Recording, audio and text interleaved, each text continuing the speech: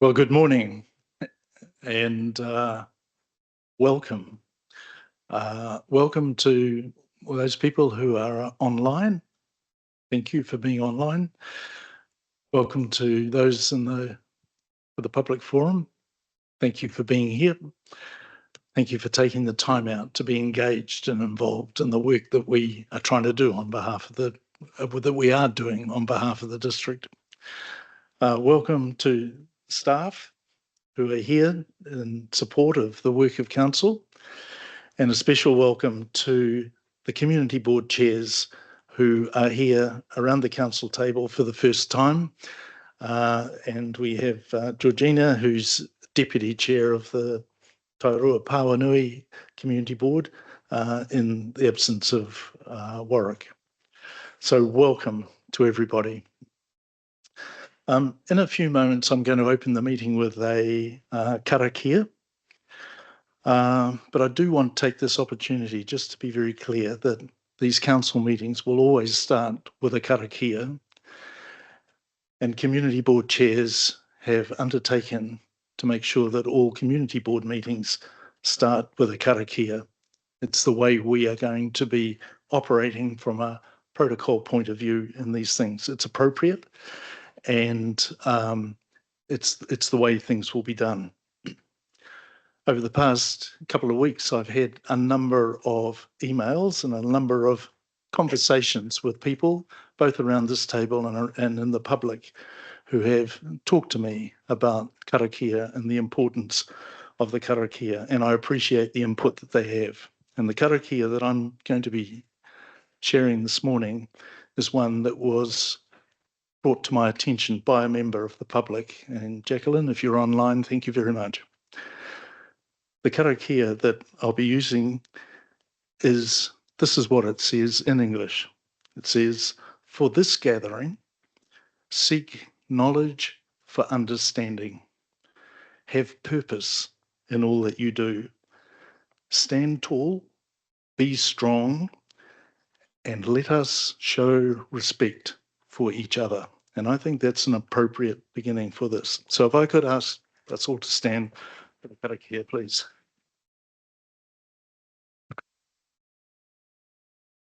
E te hui, whaia te mātauranga, kia marama, kia whai take nā mahi katoa, tu maia, tu kaha, aroha atu, aroha mai, tato I a tato katoa. Thank you. So this meeting today, this is the second of 3 council meetings that are taking place over a period of 6 weeks. And I just want to acknowledge the huge work that staff have done and are doing to enable those 3 meetings. So this is the second of the 3. We are going to be making some important decisions today, in particular decisions that help us take the next step as we seek to get this triennium well underway as quickly as possible.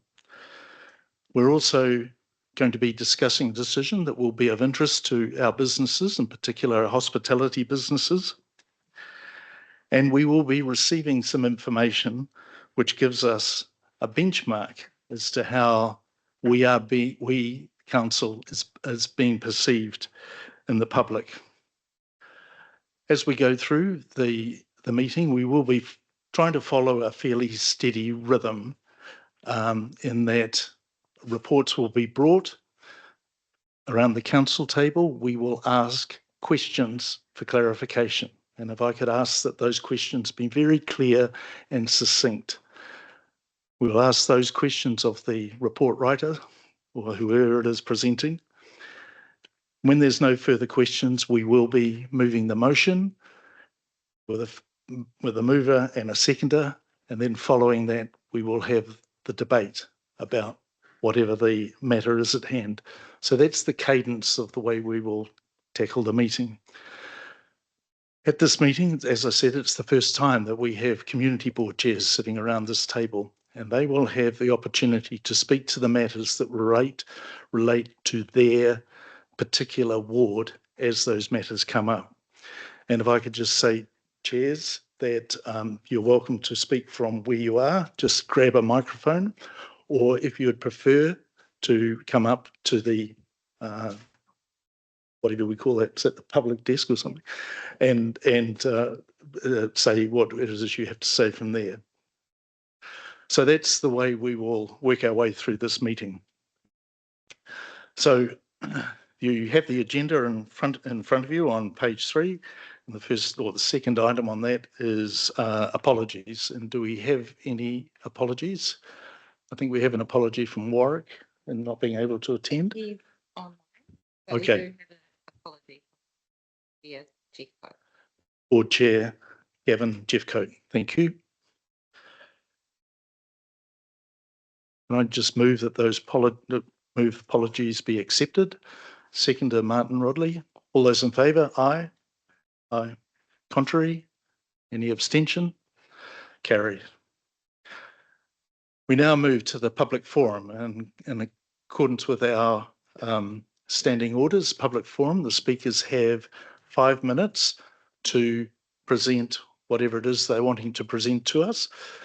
We will listen. I promise you will listen very attentively to what you have to say. And if there are any questions that we have, we will ask those questions of you. We will not be making any decision. We will not be giving any undertaking as to whatever the matter is that you're going to be talking about, but we will absolutely want to understand what you have to say. You have 5 minutes, and Ari has, you do this? You do. I do this. Okay, so Ari will tell me when I need to do this, which is basically to let you know when you've got 1 minute to go, so that we can stick to that time schedule. So thank you. So if we could have the first person on the public forum, and Nancy Swan. Thanks, Nancy.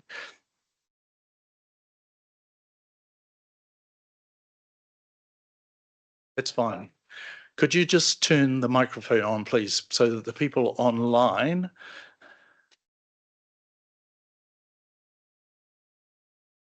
All right, so welcome, community board members. I'm glad to see you guys here, and councillors and renewed councillors and new mayor and staff.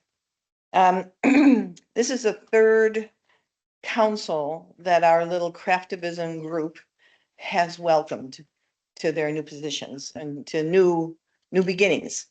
And we made this lovely little wall hanging. It is about local resilience. And the Karakia kind of goes along with this. So we chose the tree as our symbol of resiliency. And it's in a very important tree. It provides us, all trees are, it provides us with oxygen and food and shelter and more. So the images you have in front of you explain further what resilience is. Nothing in that image can stand alone. It is all interconnected. No individual part can survive without the other parts. I liken this to our TCDC community. The roots, trunk, branches, leaves are a whole unit. I would like to speak to just a few aspects of that tree. Let's look at the trunk. Fairness and equity and community resilience are about ensuring everyone has an equal chance to thrive and access resources, opportunities, and support. It's about addressing systemic inequities and promoting distributive justice, which is fair allocation of resources and benefits, procedural justice, inclusive decision-making and processes, and intergenerational justice, considering the needs of future generations. As grandparents, most of us are, we are connected through that to the future. What our offsprings will inherit, and know we need to look at our carbon footprint and how to preserve what we can for future generations. And that leads to the environmental protection. You'll see it down by the root. Preserving and conserving natural resources, ecosystems, and biodiversity to support community well-being and sustainability. It's about recognizing the interconnectedness of human and environmental health, taking action to conserve natural resources, mitigate environmental risk, promote sustainable practice, and build environmental awareness. We ask council to look at the decisions you make and ask yourself what impact on the environment your actions or inactions will take. TCDC has the ability to lead. You could use solar panels, replace old fleet cars with electric vehicles, procuring needed items with companies that support environmental health. And the list goes on. And my favorite, social capital. It's kind of towards the top somewhere. Social capital is the networks, relationships, and norms of trust and reciprocity that exist within community. The more social capital a community has, the more they can rely on each other, share resources, and work together to address challenges. I wish we measured social, we measured the social capital more than the GDP, and that would show us our wealth. Reading about resiliency and trying to come up with what I'm going to say today, the theme that continuously repeats itself in different ways is about working together, build trust and cooperation, collective action, mutual respect, shared understanding, common goals, creating change, networks, collaborative problem solving, and diversity. It's not all on you. We're here to help. We have many good ideas, some very steeped in research. The good news is that there is no consultation fee. So please call on us through our networks. We will be able to assist. We hope you hang this outside council doors here. And when you see it, okay, gotcha. When you see it, that you will remember why you're here. Thank you, Nancy. Just before we come up and formally accept that, are there any questions of Nancy? Councillor Rodley. Would you like me to come up and formally accept your wall hanging and potentially find somewhere to put it? I think I'm going to be doing that. Through the chair, if that's. Are there any other questions? Okay, so if appropriate, I would like to ask that Councillor Sinclair and myself come and receive that. And if somebody could take a photo, I think that would be most appropriate.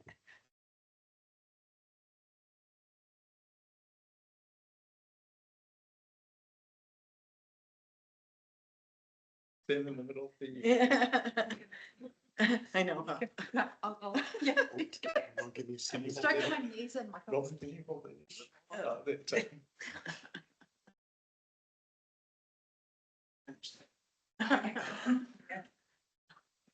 Oh, all right. Big smiles, big smiles. Thank you. Somebody was blinking, I'm sure. Okay. Thanks. All right. Thank you very much. Oh, yes, you.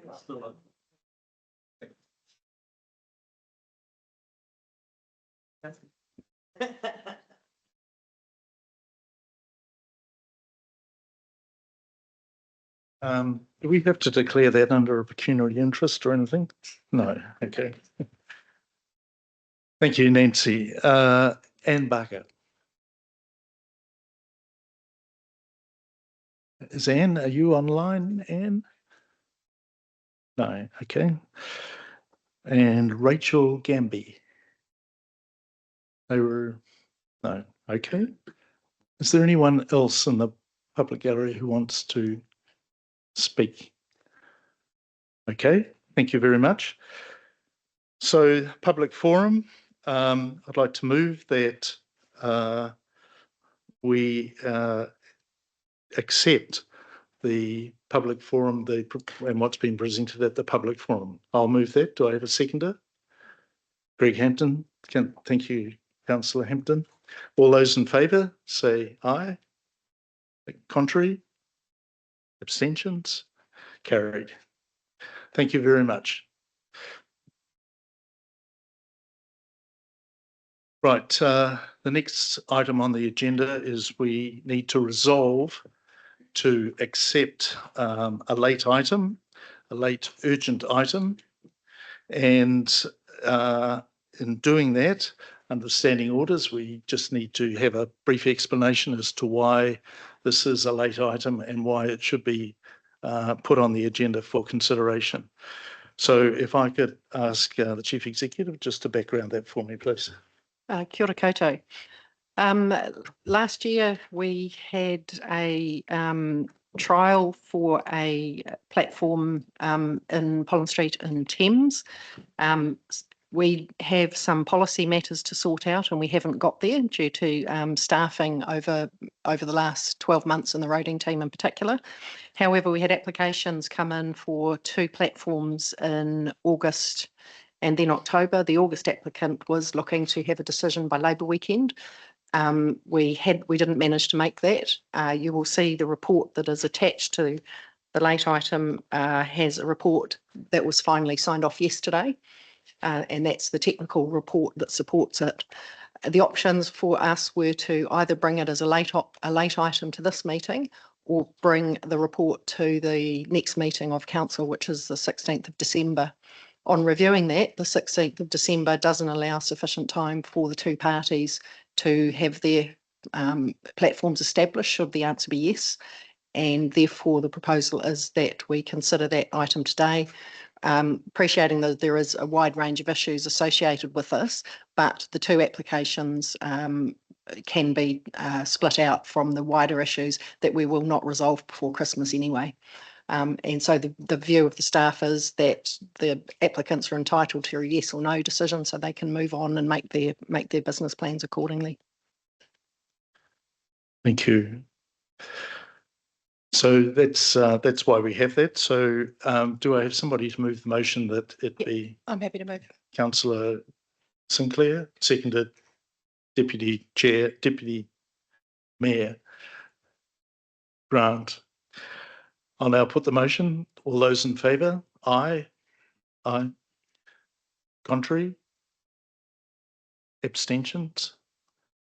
Carried. Thank you. So that will appear as item 2.3 on the agenda as we work our way through. Item 1.5, conflicts of interest. Does anyone have conflict of interest they wish to declare? Councillor Brilovich. That's in the CE's report. Item 3.2, I think it is, mentions Matarangi wastewater treatment plant. So I just declare a conflict now. If there's any discussion around that, there's no decision required. But just if the discussion begins around that, I'll withdraw. Thank you. Any other matter? We need to vote on it? No. Okay. Right. We now move to item, thank you, Tony. We now need to move to item 1.6, minutes for confirmation. And there are 2 sections to this. One is receiving the minutes of the unconfirmed minutes from the community board meetings that took place a couple of weeks ago. And secondly, the confirmation of the Thames-Coromandel District Council minutes. So motion to receive the minutes, firstly for the following minutes from the community minutes and receiving. Let me just step back.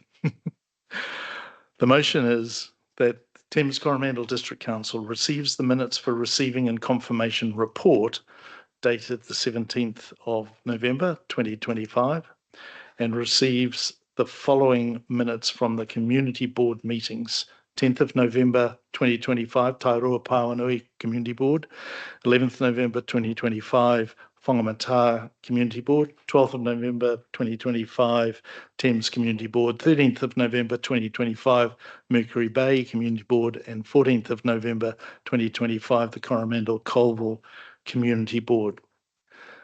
Do we have a mover to accept those? Deputy Mayor Grant. Seconder, Councillor Rasmussen. Being any discussion around that? There being none, I'll put the motion. Those in favour, say aye. Contrary? Abstentions? Carried. Second part is the motion for the Thames-Coromandel District Council that confirms the Thames-Coromandel District Council minutes for the meeting held on the 31st of October 2025 as a true and correct record of the proceedings. We have a mover for that motion. Councillor Alison Smith, seconder Councillor Sinclair. Is there any discussion on that motion? There being none, I'll now put the motion. All those in favour, say aye. Contrary? Abstentions? Carried. Thank you. Right, we now move to item 2.1 on the agenda, which is on page 31 of your agenda pack. And I ask staff Una Hopkins, Group Manager, Corporate Services, to address that report.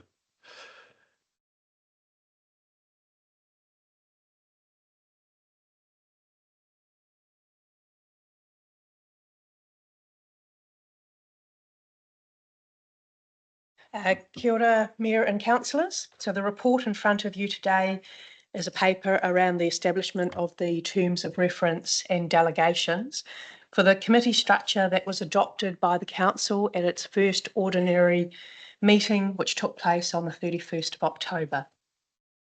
The report sets out the terms of reference and delegations for the full Council, for the Chief Executive Review Committee, for a Risk and Assurance Committee, for a Planning and Regulatory and an Infrastructure and Finance Committee.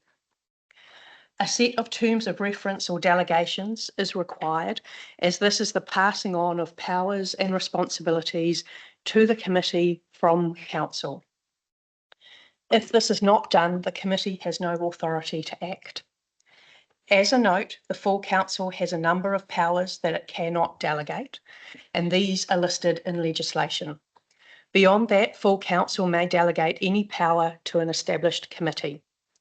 The report recommends a number of powers to be retained at full Council, in addition to the powers it cannot delegate, and then for each committee sets out a set of terms of reference and delegations, thus outlining the powers that the committee may have. The terms of reference delegations have been prepared in accordance with legislation, best practice, reviewed against other committees from across the sector, and have had legal review by Council's in-house legal team. In addition to the delegations, the terms of reference set out the chairs appointed by the Mayor under Section 41A and also sets out the membership for each committee. I'm happy to take any questions that arise as a result of the report. Thank you. Right, so are there any questions of Una regarding this report?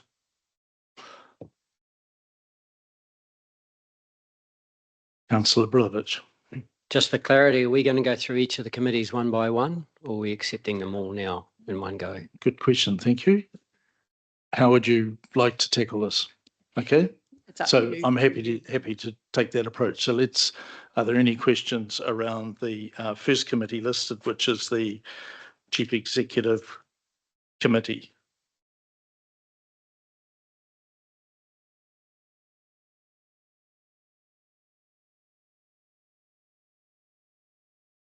Councillor Rasmussen.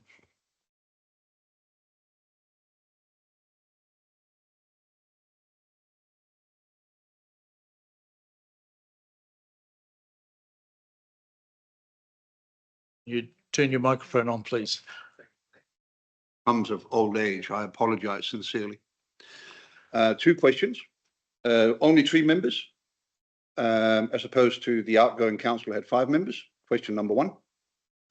Question number 2, that given given the outgoing council's C review committee, contrary to good governance principles at the time, and good governance principles are not to bind future councils unnecessarily, decided to extend the CE's contract with 2 years effective 1 July just behind us.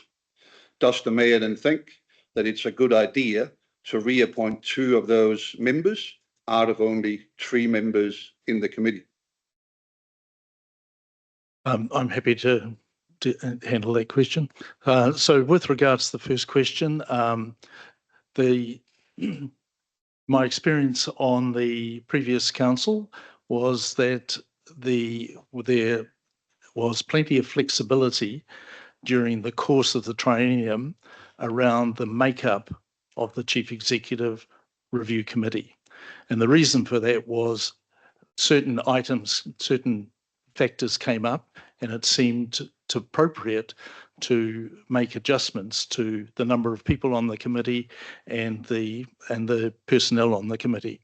So I would not want anybody to be thinking that this committee as it stands is necessarily set in stone for the triennium.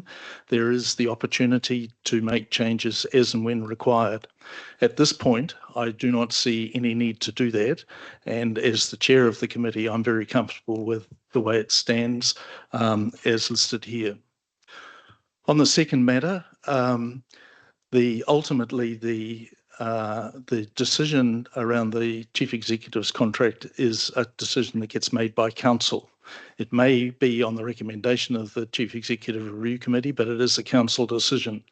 So it was collectively a decision that was made by the council with regards to the Chief Executive Review Committee. I would also point out that at the last triennium, the Chief Executive Review Committee had a different chair to the one that is currently chairing this committee. And I know that, and I know anecdotally that decisions that were made in that Chief Executive Review Committee were not necessarily unanimous. Because of their experience and because of the relationship that they have with the chief executive and knowing in having worked with her for, in one case, 3 years, in another case for something under a year, I'm very confident in the capability that we have around that table. And I would stress again that this committee has a different chair who will be setting a different tone for that committee. So hopefully that is the response you're looking for question 2. Thank you. Councillor Brilovich. I'm inclined to agree with Fleming in that the 3 members here to be appointed are ex-members of that committee, if I'm correct. Given it's a new council and we're talking about a change in direction, would it not be prudent to have at least some fresh blood on that committee? I'm not sure if you're aware, but I was not on the Chief Executive Review Committee in the previous council. I had no part in it at all, and that was appropriate given the things that I was doing. I have stepped into this committee as chair, and I think that brings a very different perspective to the committee. And so I remain confident that its makeup is as it is. Your point is a good point, though, Councillor Brilovich, and should there be a requirement to take a different approach, I'm absolutely open to that as the need arises, and if the need arises. So thank you for that. Councillor Smith.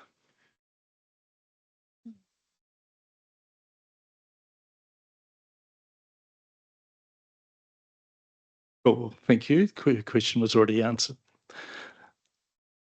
Are there any other questions related to that?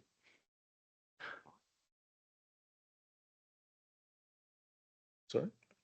Oh, sure.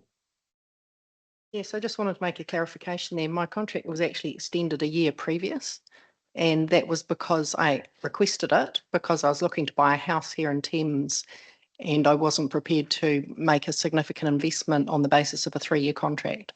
When was it? September 2 years ago.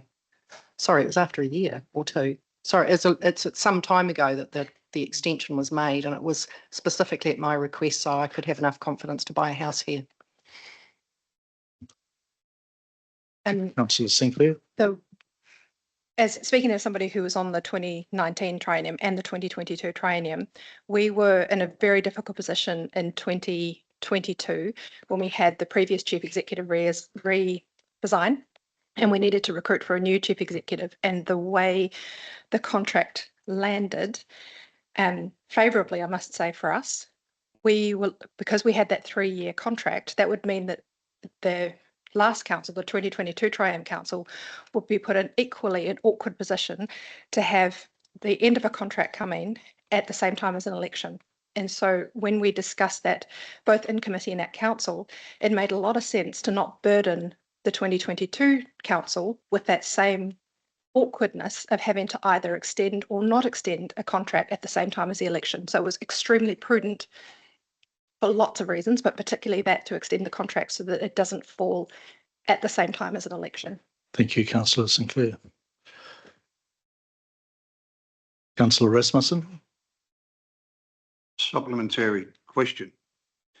The original contract with the CE commenced on the 1st of July before the elections in that year, and therefore the incoming council. Can I just... Yes, so you'd like me to get to the question. Does the mayor believe that it would have been more prudent to only extend the CE's contract with 12 months and therefore expiring in July next year, as opposed to for 2 years? That's the question. Point of order. Deputy Mayor. I failed to see the relevance to the questioning in regard to the topic that we have in front of us. So what we are discussing here are the terms of reference for the Chief Executive Committee.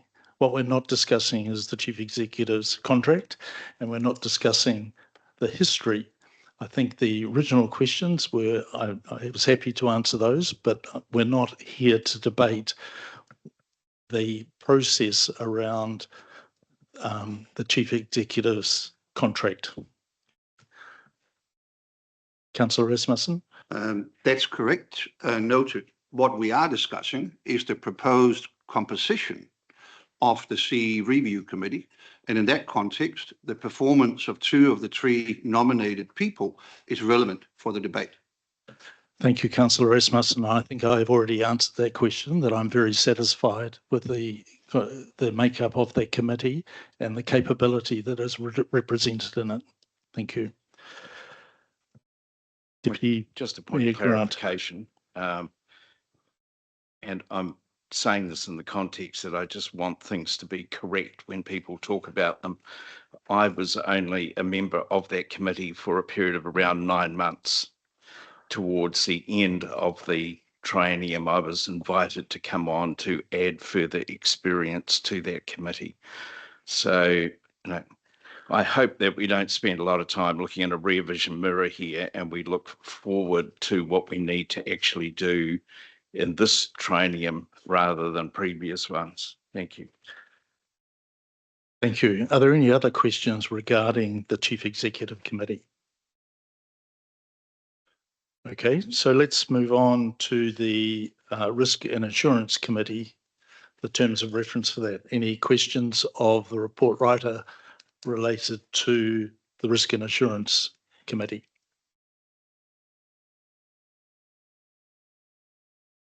Councillor Sinclair. It's not for the report writer, it's for you in particular, but the room in general. This committee has been a very important committee for previous councils, and in both other trienniums where I've sat, it's been a committee of full council. And so my question really is, given a range of things that it looks at, particularly risk, the audit requirements, etc., whether it would be more appropriate to be a committee of full council. And well, that's my first question. Can we talk about that first? And then I've got another question supplementary to that, assuming that there's a different answer. Thank you. Yes, in the previous council, it was a full committee or a committee of the full council. In working through this, I spoke with the chair of the previous Risk and Assurance Committee, and he outlined to me how unusual that was for, in his experience, and he does chair a number of Risk and Assurance Committees, how unusual that was, and in his view, made the Risk and Assurance Committee bigger than he felt comfortable with. However, it was not his decision. It was the decision of the previous mayor to, as I understand it from speaking with the chair of the committee, the decision of the previous mayor that was handed to him. Also related to that, the previous Risk and Assurance Committee did not have a deputy chair.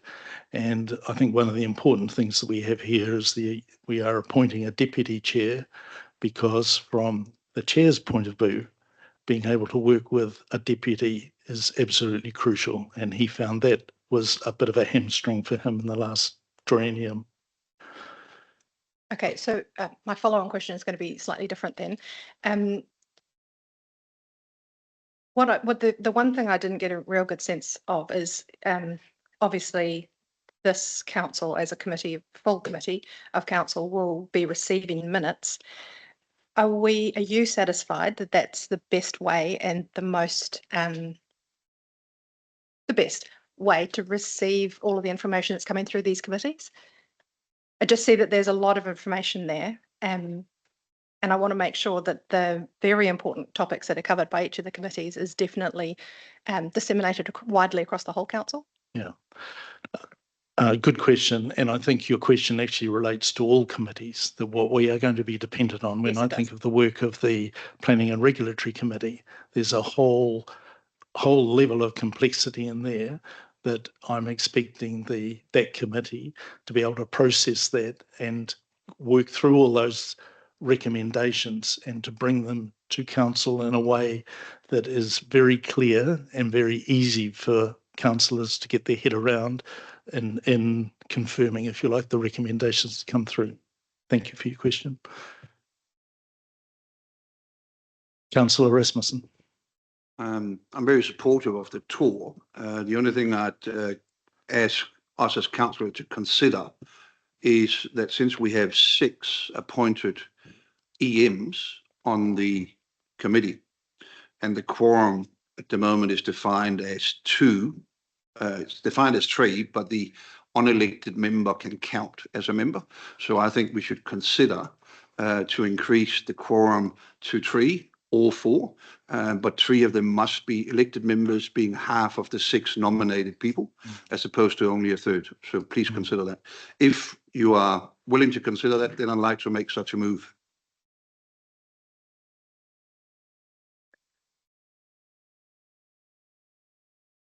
Una, do you have comment on around that question, please?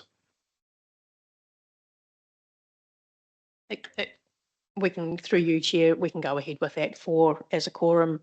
That's fine. Councillor Sinclair. That was actually going to be one of my questions for the remaining 2 committees, where the quorum is listed as exactly half of the number of elected members on each of the committees. Our standing orders, the ones that we've currently got, do suggest that we can choose any number above 2, but as many members as we like. However, for the actual council, I think and for other committees of council that we've had in the past, it's been half plus 1. So I'd suggest that is a good formula for all of the committees. Una. Through you, Chair, yes, Councillor Sinclair, you are correct. I think what has happened here is that the membership of these committees has moved quite significantly as we've been developing these, and the quorum numbers, I don't think, have been adjusted appropriately as the membership of the committees has increased. So yes, I would suggest that for all of the committees, the quorum is half plus 1. Yeah.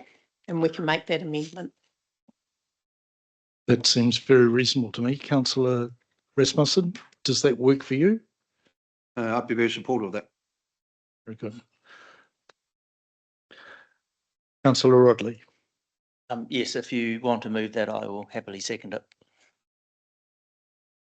Then with the through the chair, I would like to move. And councillor Rodley is seconding that. Is at this point, do we have to vote on that?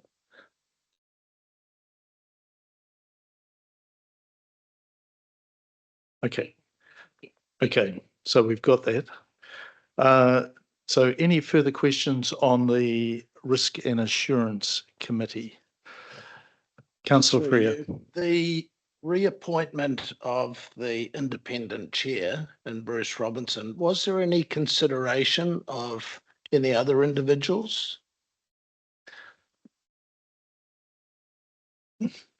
Briefly, it's a call that I made, having worked with the previous chair for the last 3 years.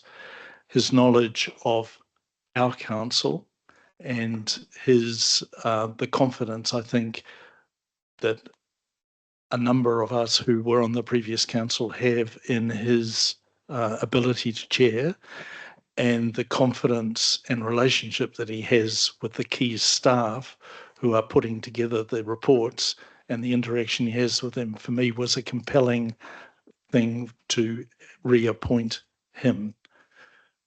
Once again, it's a committee, and if things need to change at any time in the future, we can change that. But for a kick-off, I was very comfortable that we run with Bruce Robertson as the chair of that, independent chair, in line with the Auditor General's recommendation that the chair of the Audit and Risk Committee should be an independent. Thank you. Councillor Rasmussen. Just for clarification on that point, it's my understanding that the existing chair's contract remains on foot, but that the established committee, when voted in, has at this point in time not made a decision about the duration of any new contract. Yes, it will be an independent one, but it will really be up to the committee at the time. Is that understanding correct? Or has it been renewed for 3 years? Una? Through you, Chair, we need to wait until a decision is made today.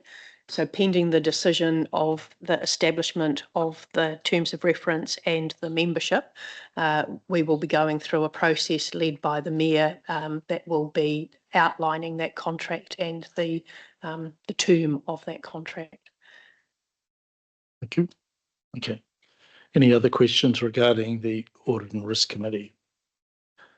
Thank you. If we could move on to now the Planning and Regulatory Committee. Are there any questions related to the Planning and Regulatory Committee? Councillor Brilovich. Thank you. I see in there that it's to guide the economic, physical and development. So part of the responsibility of that committee is to guide the economic development of the peninsula. I would like to understand the rationale behind that. And if that is one of the core functions, with Greg Hampton being one of his portfolios is economic development, whether he should be on that committee. But having said that, I also have concerns that committee has 8 out of the 11 elected members on it, and I'm just wondering the necessity of it and whether it couldn't just come to full council if that's more efficient. So thank you for that. So as much as possible, we're trying to tie in portfolio responsibilities and engagement in with committees. So that's the thinking behind the first point. On the second point, one of the things I'm acutely aware of is council workload for councillors. When I think, as I think about the Planning and Regulatory Committee, I would imagine that committee is going to be doing a lot of work, grunt work around RMA reforms that are coming in, around the whole thing that we do with bylaws, et cetera, and I'm conscious that as much as possible, not burdening everybody around the council table with that. The membership, as you point out, there are 8 members of that committee. And I'll revert to my comment before that if that ends up being not appropriate in due course, then we will change that. But it's a makeup that I'm comfortable with at the outset for this committee. Any other questions related to the Planning and Regulatory Committee? If we can now move on to the Infrastructure and Finance Committee, and any questions regarding this committee?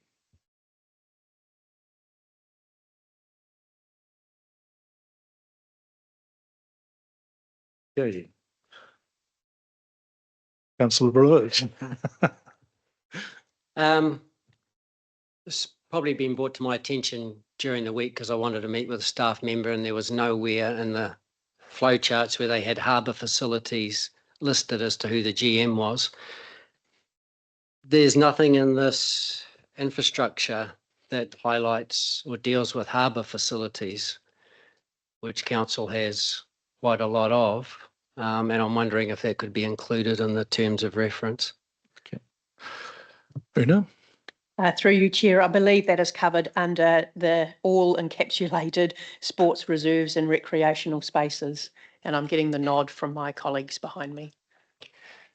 So you're looking at page 49. Page 49 of the agenda pack. Yeah.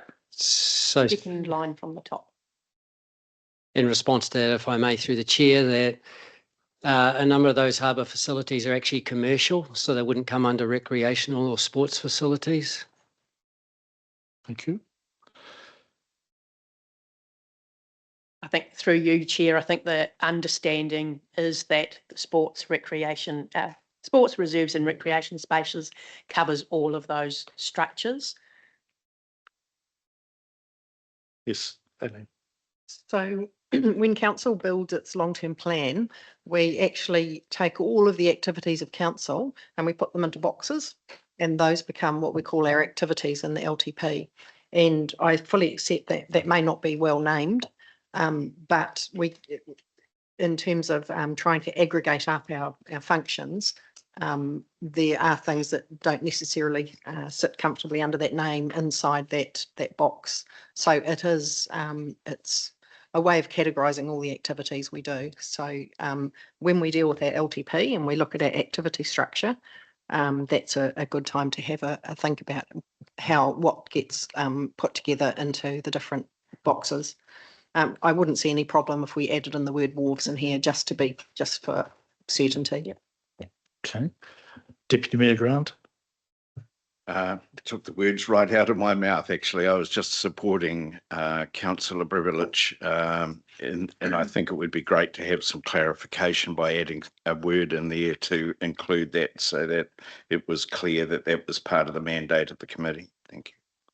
Thank you. Any other questions around that committee? Thank you. If we could move on to the District Licensing Committee, is there any questions regarding the District Licensing Committee? Una. Through you, Chair. The inclusion of the District Licensing Committee here as a terms of reference has just been included for your information. This is a committee quite unique in itself. It's actually an independent committee, but it sort of falls under the arching of your overall council committee. So it's just been included in there for your information. Thank you. Deputy Mayor Grant. Thank you. Just a question in regard to that. As a committee of council, what are the responsibilities for that to then be reported back into council? What oversight does council have of those activities? Through you, Chair, I'd just like to defer that one to Brian Taylor, please. Thanks, Una. Once a year, we have to complete an annual report to the Alcohol Regulatory and Licensing Authority, which is a subset of Ministry of Justice. And so that would probably be the only oversight the council currently has in seeing the activities of those functions, other than appointing members. So once every 5 years, you'll go through a process of appointing commissioners or list members to the committee. In terms of having a bit more oversight information of the decisions being made, it probably could come as a subset of the Planning and Regulatory Committee.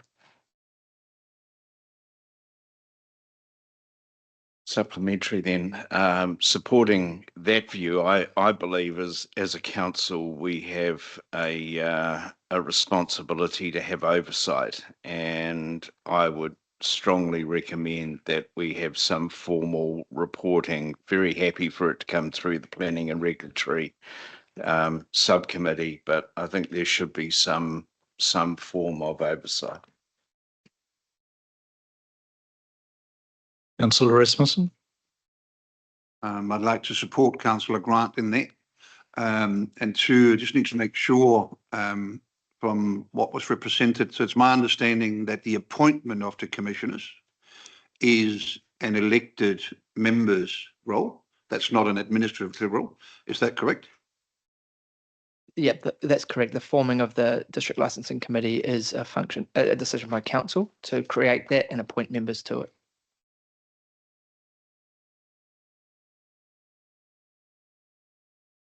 Is that okay? Yep. Does it need to be noted? No? Oh, okay. Any further questions? Right, so in which case we'll...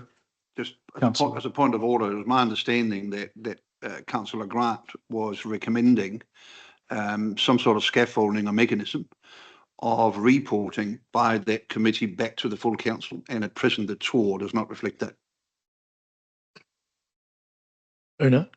Through you, Chair, yes, I've noted that, so I can add that into the delegations. Right. Could I ask a question of clarification there?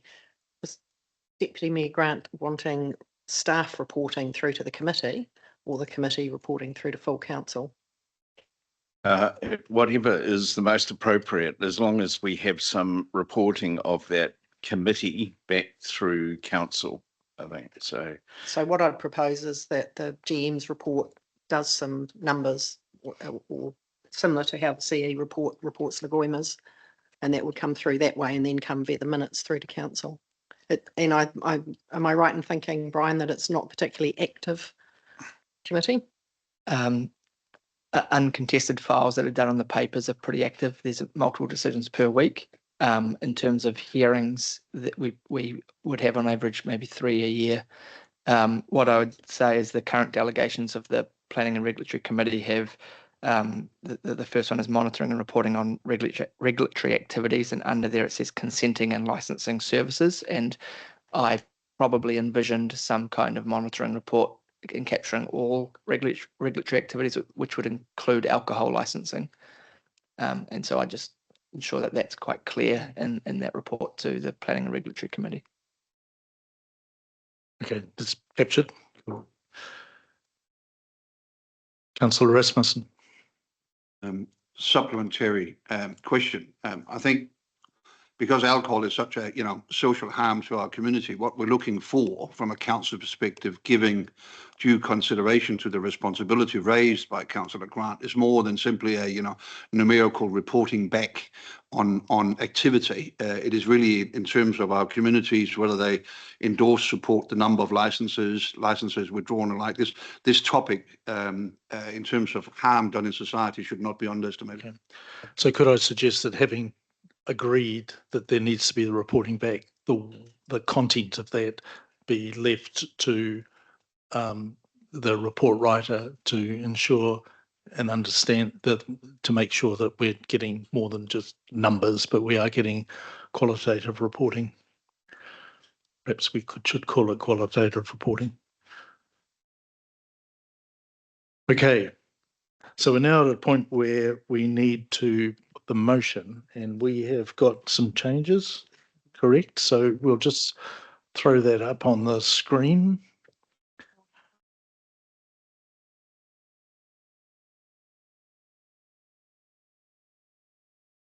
Planning and Regulatory Committee. Right.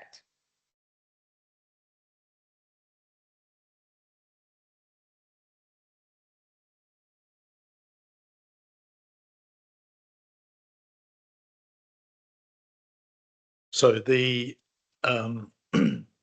motion that we're now looking at, the Thames-Coromandel District Council receives the committee delegations, chair appointments and membership of committees 2025-2028 report dated 18th of November 2025, adopts the set of terms of reference delegations as per attachment A, endorses the chair appointments and membership of each committee in accordance with section 41A, 3B and C, Local Government Act 2002. Should know that off the top of my head, shouldn't I?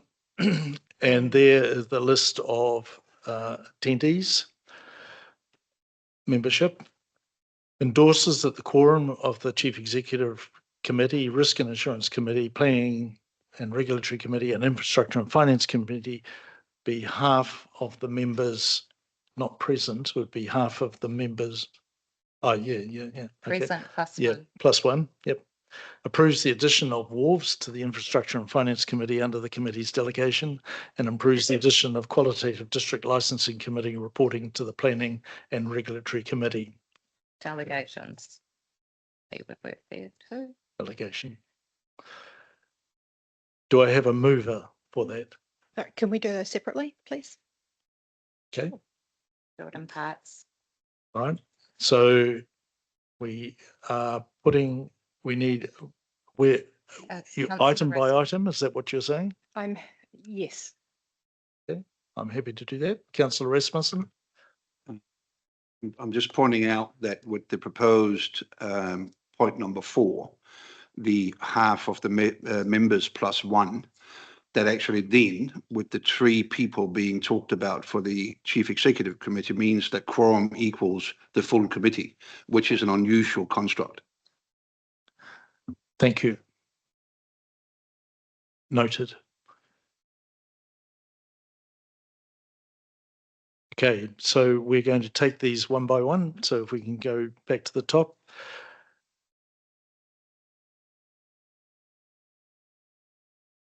Mayor Grant?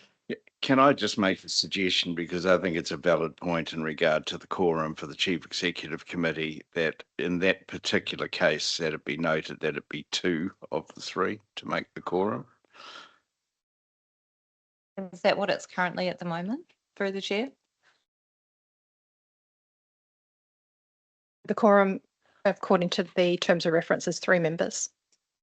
And I think given the small nature, given that there are only 3 of us, I actually think that it's entirely reasonable to, but particularly because we are allowed to join meetings and be part of the quorum online.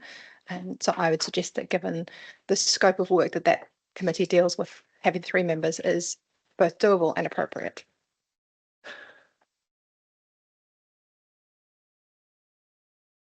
I would agree. It's the advice. I'm happy to support Councillor Sinclair's position on that. Councillor Rasmussen? If Councillor Grant wanted to move his proposal, then I'd be happy to second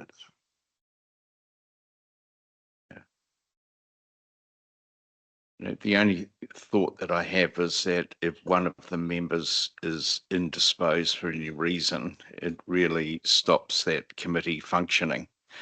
And I accept all the other points that have been made, but there could well be an occasion where one is actually not available. And whilst it's a very small committee and it makes absolute sense to have all 3, I just think that as a sensible precaution, there should be the opportunity to be able to have 2 of the 3. So I would move that be 2 members. I think I have support of that. So, okay. May I return to a point of yours earlier, Mr. Mayor? Because there was some doubt about some of the members on the committee, and you indicated that flexibility of the committee. So in terms of being able to have something that is absolutely robust and clear, I would rather have one rule for all committees, that is quorum plus 1. Sorry, half plus 1. Because if that committee changes in size and becomes 5 people, and we've dictated that the quorum is 2 people, that is wholly inappropriate. And I believe our governance advisor did say that she'd be very happy with half plus 1. Okay, so I So think, I think in order to give us sure. flexibility, So I think we have a motion on the table, which is quorum for the is 2. It has a mover and a seconder. Councillor Hampton. Through the chair, I guess the issue of the quorum on this committee comes from having such a small membership, which has already been raised. So the other solution to this is to add a member.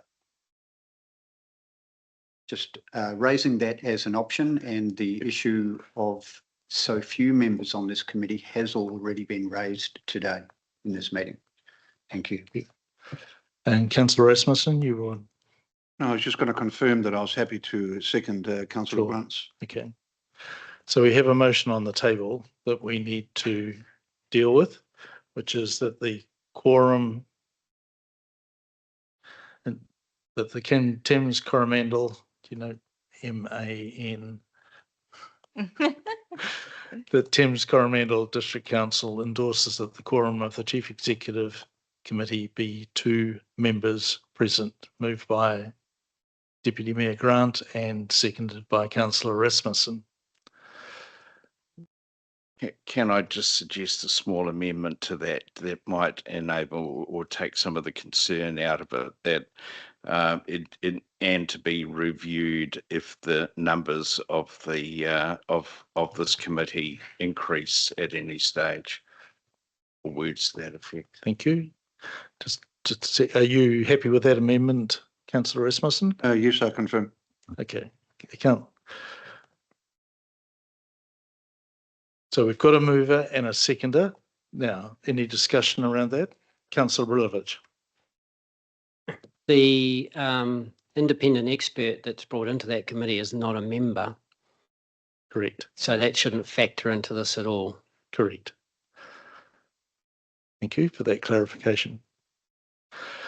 Okay, so we're voting on the amendment that the Thames-Coromandel District Council endorses that the quorum of the Chief Executive be 2 members present and to be reviewed if the numbers of the committee be increased at any stage. Moved by Deputy Mayor Grant, seconded by Councillor Rasmussen. All those in favour say aye. Contrary? Okay. I'm voting, I'm contrary to that, so, but can we just have a show of hands? so we get there were this quite a right? lot of people who didn't So- actually say anything. So show of hands, I think, would be most appropriate. Right, here. okay, thank you. All right, so that's passed. So now we go back to the top. Thames-Coromandel District receives. Just point of order. It's my understanding that there was one abstaining. Is that correct?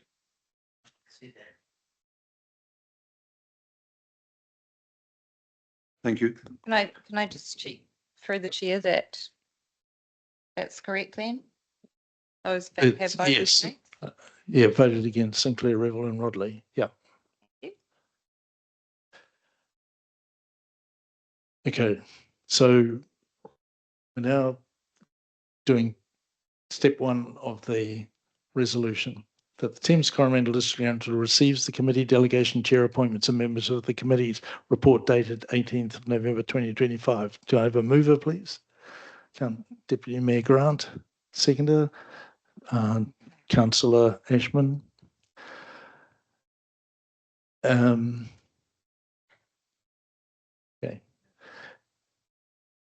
Is there any further discussion on that? Okay, I'll move the motion. Those in favour, aye. Contrary? Any abstentions? Carried. Item 2, adopts the set terms and reference as per attachment A. And attachment A are the terms of references. Well, hang on. We probably need to, if we're going to do that, we need to also look at that in the context of those changes that we have made 4, 5 and 6, because they are all changes to the terms of reference.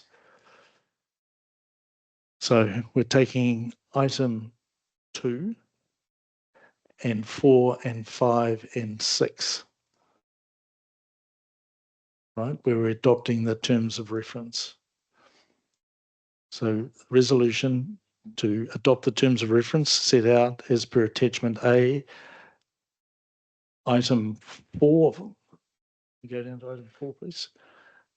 And item 4 that endorses the quorum of the Executive Committee, Risk and Assurance Committee, Planning and Regulatory and Infrastructure and Finance, behalf of the members present +1, except we need to take out the Chief Executive because we're doing something different there.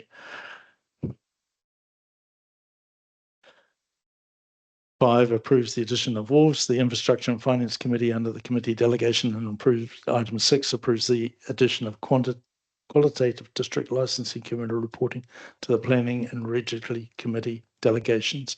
Can I have a mover, please, for items 2, 4, 5 and 6? Councillor Smith, and seconder, please.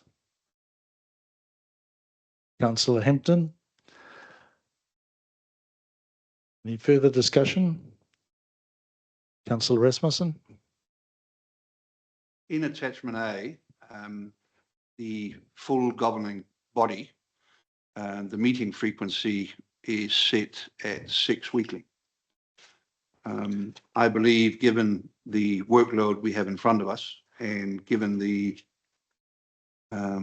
urgency with which we need to progress it, that we should have a meeting frequency of monthly as opposed to 6 weekly as part of the tour. Thank you. Are there any other comments regards that? Anybody want to? Councillor Rodley? Would it be appropriate for governance staff or the chief exec to comment on what impact that has on meeting calendars and schedules and deadlines and things? And work and staff workload? So I'll draw your attention to the financial considerations in the covering report for this item, where we say that it's impossible, we can't work out what the cost of the new committees is, but we can tell you it is more. But that will play out as capacity. So what that means is staff will work on committee work, and that means they won't be doing other work. And we can monitor that as we go. Increasing the number of committee meetings will increase that issue. We have it's the other, and this is a logistical issue. Putting together a calendar for the year is very, very hard. Now, Ari's done that, and as I understand, that's coming to the next December meeting. So I wonder if that's a conversation we could actually hold till the next, I mean, I know we have to deal with the terms of reference, but I wonder if once we show you that calendar, you might have a different discussion, because it will be informed with just the scale of the meeting schedule that you are facing yourselves and staff. Deputy Chair Grant. Thank you.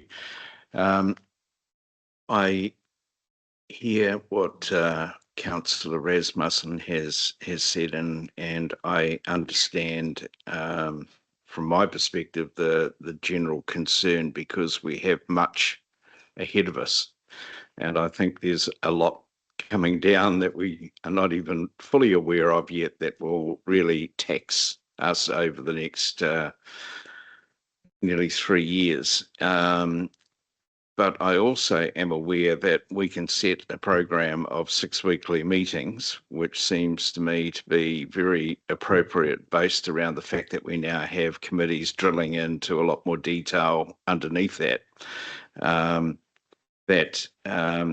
If there is a need for full council to meet, I am sure that a meeting outside of the 6 weekly cycle can be arranged and will be arranged as it would be required.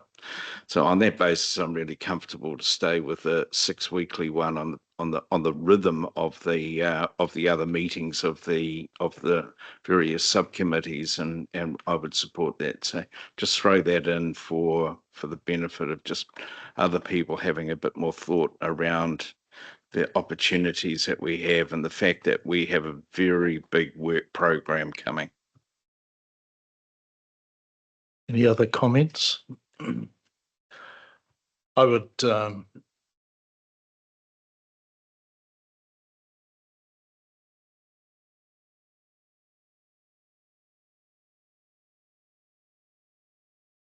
sorry, I was just distracted because I realised that the people who were here for the public forum, obviously there was a mix-up in the time and they arrived for a 10 o'clock public forum and I was not aware that they were in the room. I'm very conscious of councillor workload and some people sitting around this table are fortunate enough that this is all they do. But most people around the table have lots of other things that they're doing in terms of work and family. I think we have I personally have high expectations of the work that is going to be done through the standing committees. And I have, if possible, even higher expectations of the work that will be done through the portfolios. And the portfolios will rest entirely on councillors. So I'm very conscious of workload. And I, therefore, am not comfortable with the idea of there being a regular monthly council meeting. As Deputy Chair Grant has pointed out, the work, great detail work will be taking place in the standing committees, and that's important. And as we talked before, the way that information gets reflected back to council is going to be important as well with regards to that. So that's just my view on the matter. Councillor Rasmussen, are you wanting to move that as a motion that it be changed to 4 weekly, or are you comfortable to leave it as we have it now? I'm not sure about whether I'm comfortable, but I took comfort in the CE's comment in terms of being able to look at the scheduled cadence of such. So no, I do not intend to move. Thank you. Through the chair, I've just made a slight amendment to the resolution just to make it super clear. And that is that it will follow in this order: that adopts the terms of reference as per attachment A with the following amendments, and then have all of the rest of the recommendations below. Thank you. So you've collapsed 2, 4, 5 and 6 all into the one Yes. motion. Okay, so we have, so Councillor Smith, are you happy with the changes that have been made there? So Yes, that's to yes. bring into item 2 Tidy it up. the things that were down in item 4, 5 and 6. We've just brought them into one resolution. No, that makes sense. Thank you. Okay, and Councillor Hampton? Yes, I'm happy with that. Right. Okay, so we have a motion. Is there any further discussion? Therefore, I put the motion that the Thames-Coromandel District Council adopts the set of terms of reference delegations as per attachment A with the following amendments. One, that the quorum of the Risk and Assurance Committee, Planning and Regulatory Committee and the Infrastructure and Finance Committee be half of the members present plus 1. That approves the addition of wharves to the Infrastructure and Finance Committee under the committee's delegation. And 3C, approves the addition of Qualitative District Licensing Committee reporting to Planning and Regulatory Committee delegations. Councillor Sinclair.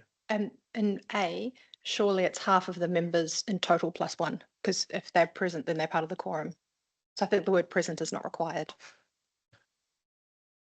Good.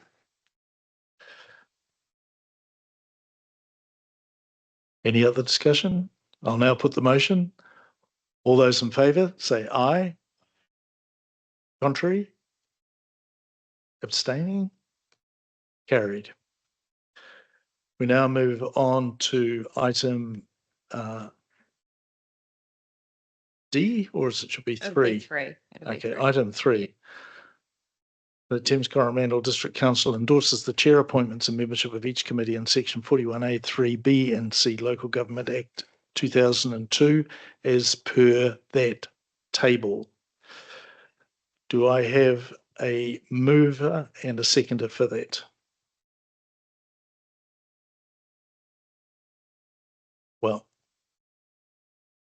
You'd, councillor Hampton moving that and councillor Rodney seconding it. Thank you. Are there any discussion on this resolution? There being none, I will put the motion. All those in favour, say aye. Aye. Contrary? Councillor Sinclair, would you like that recorded? Okay, Councillor Sinclair. Abstentions? Carried. And I think that is the end of that item 2.1. Thank you. At this point, I would like to adjourn the meeting for a 15-minute break to have a cup of tea, and we'll come back and tackle item 2.2.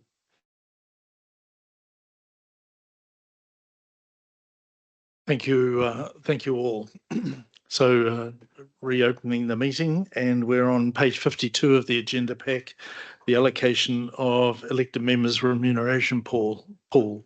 And could invite the report writer to background things for us, please. Thank you, Your Worship, through the chair. So this report sets out to determine the honorarium to be received by each councillor. I'm just going to summarise the report again, mainly the background area, just so that it's really clear how the recommendation has been derived at. So the remuneration for elected members is set by the Remuneration Authority and consists of a separate remuneration for the Mayor and then a pool of funds to cover all other councillors.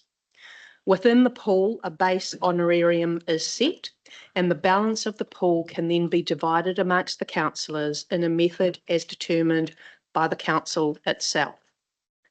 For the 2025-26 year, the total remuneration pool is $562,227. Within this is a set base rate for a councillor, which is $45,561. Recognising that councillors in this term will be members of committees, maybe deputy chairs, may be a portfolio councillor, and may represent the council as appointments to other organisations, the recommendation is for an additional payment of $7,439 for each councillor. That would bring the councillor's remuneration to $53,000. In addition to this, the paper recognises the additional contribution the Deputy Mayor will be making in the role, and therefore there is a recommendation to remunerate the Deputy Mayor by a further $32,227, which would bring the total remuneration of the Deputy Mayor to $85,227. I'm happy to take any questions through the chair on this item. Thank you. Are there any questions for clarification, please? Councillor Brulovich. Just to have a clarification in the report, where it says on item 4, about halfway through, just after what you've spoken about, this approach reflects council's decision to allocate the pool evenly amongst councillors. Can I please, through the chair, find out when that decision was made, and if it was a previous council, whether that binds us as a new council over this pool? So my understanding is that actually this is not a decision that has been made. This is a recommendation that's been put to us as a council to make a decision upon. That's my understanding as well. However, it sets in line with council's decision. We haven't made a decision. No, we have not made a decision. Okay, so it's not in line with any decision. So it's because they've worked it out based on a council decision that all councillors be reimbursed equally, but that decision has not been made. Is that correct? That's, Okay. that's the outcome, potential outcome of this report. Am I correct? Thank you. So, yep. Clarification, Aidan? I was just going to add two bits of context as well. So just about once this is agreed, the process from here is it goes to the REM authority, and the REM authority will make a determination. They will test it. And they require us to do job descriptions for the roles that have or any roles that have additional salary going with it. So they do test it. And they will then do a determination, which will then be updated, and then there'll be a back pay for councillors. The other point I just wanted to raise, because it usually gets raised, is that council must pay councillors. What you do with it after that is your business, but in the past I've heard councillors say, no, I don't want to accept a salary, and so on and so on. So just to preempt that point, we must pay councillors. And then after that, it's your business what happens with it. Thank you. Are there any other questions for clarification?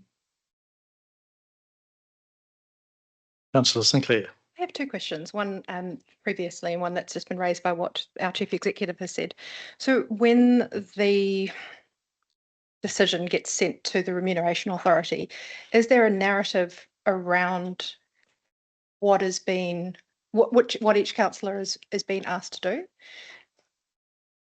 Because I know that some of us have external appointments and are on committees and so on and so forth. And so that is the reason that I asked to be taken off the Risk and Assurance Committee, is because the workload, when I did a comparison about whose names appeared where, there were a couple of councillors who were very heavily loaded and some councillors who had a very light loading. And so I wonder if that could be passed on, because at the moment I understand exactly how this has come about, but it does feel, to be frank, mildly insulting that somebody who can stand up and say, I've got 6 years experience, please re-elect me, can be not be considered for anything more. So that's one thing. But my other question was specifically for Una around the allowances, because in previous years we've been given an electronics allowance, but I note that we in fact do have devices now, and so whether that is no longer forthcoming, in which case absolutely. Yeah. Through you, Chair, that is a separate policy which will be coming to you on the 16th of December.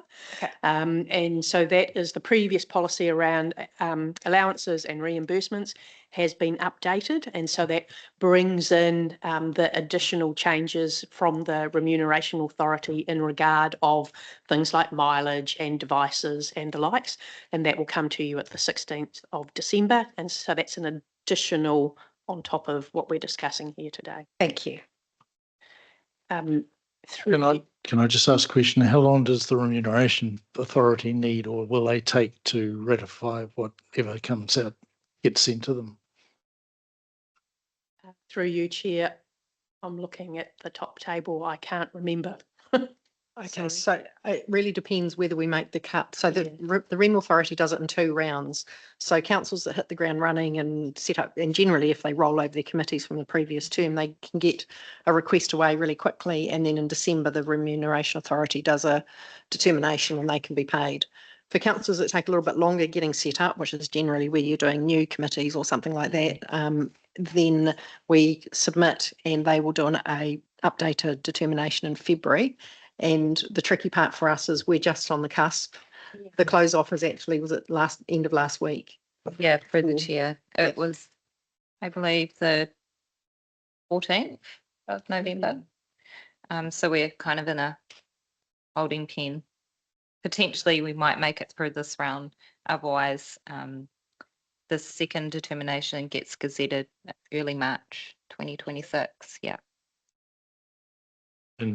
And so any back pay, any change to the minimum payment level won't take place until the Remuneration Authority have done their determination. Correct. Thank you. Any other questions? Councillor Rodley? So when it's a little bit like Councillor Sinclair's question, when we send this to the Remuneration Authority, we will also be sending them the part of the previous item which has got all the chairs and deputy chairs and the various responsibilities? Will they get that, the whole lot? I'll take that one. So through you, Chair, there will be a package that will need to go to the Remuneration Authority.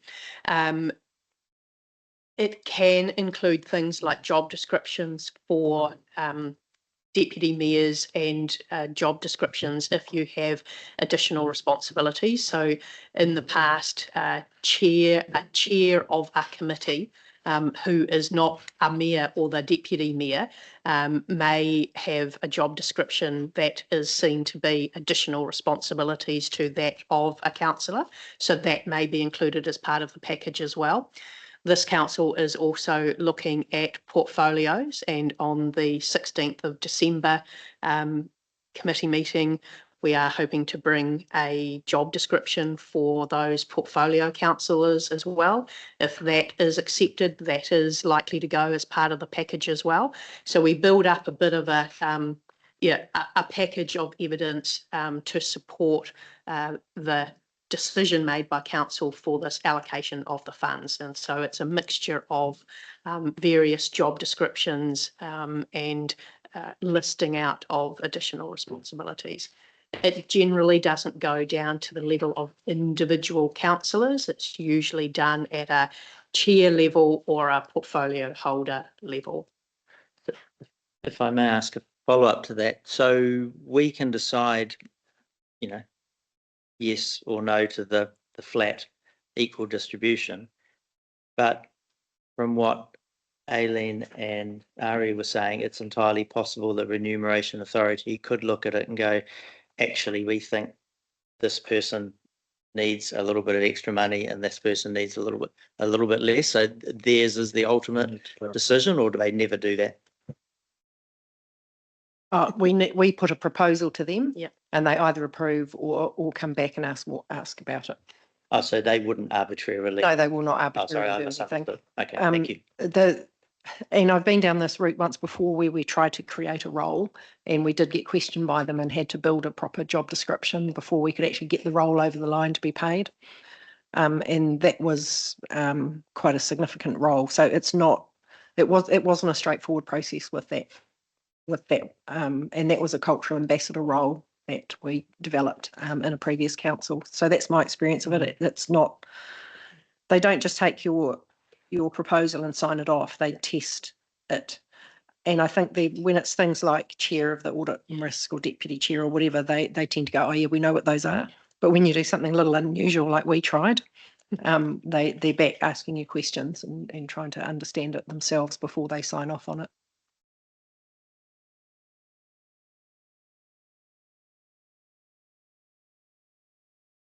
Any further questions?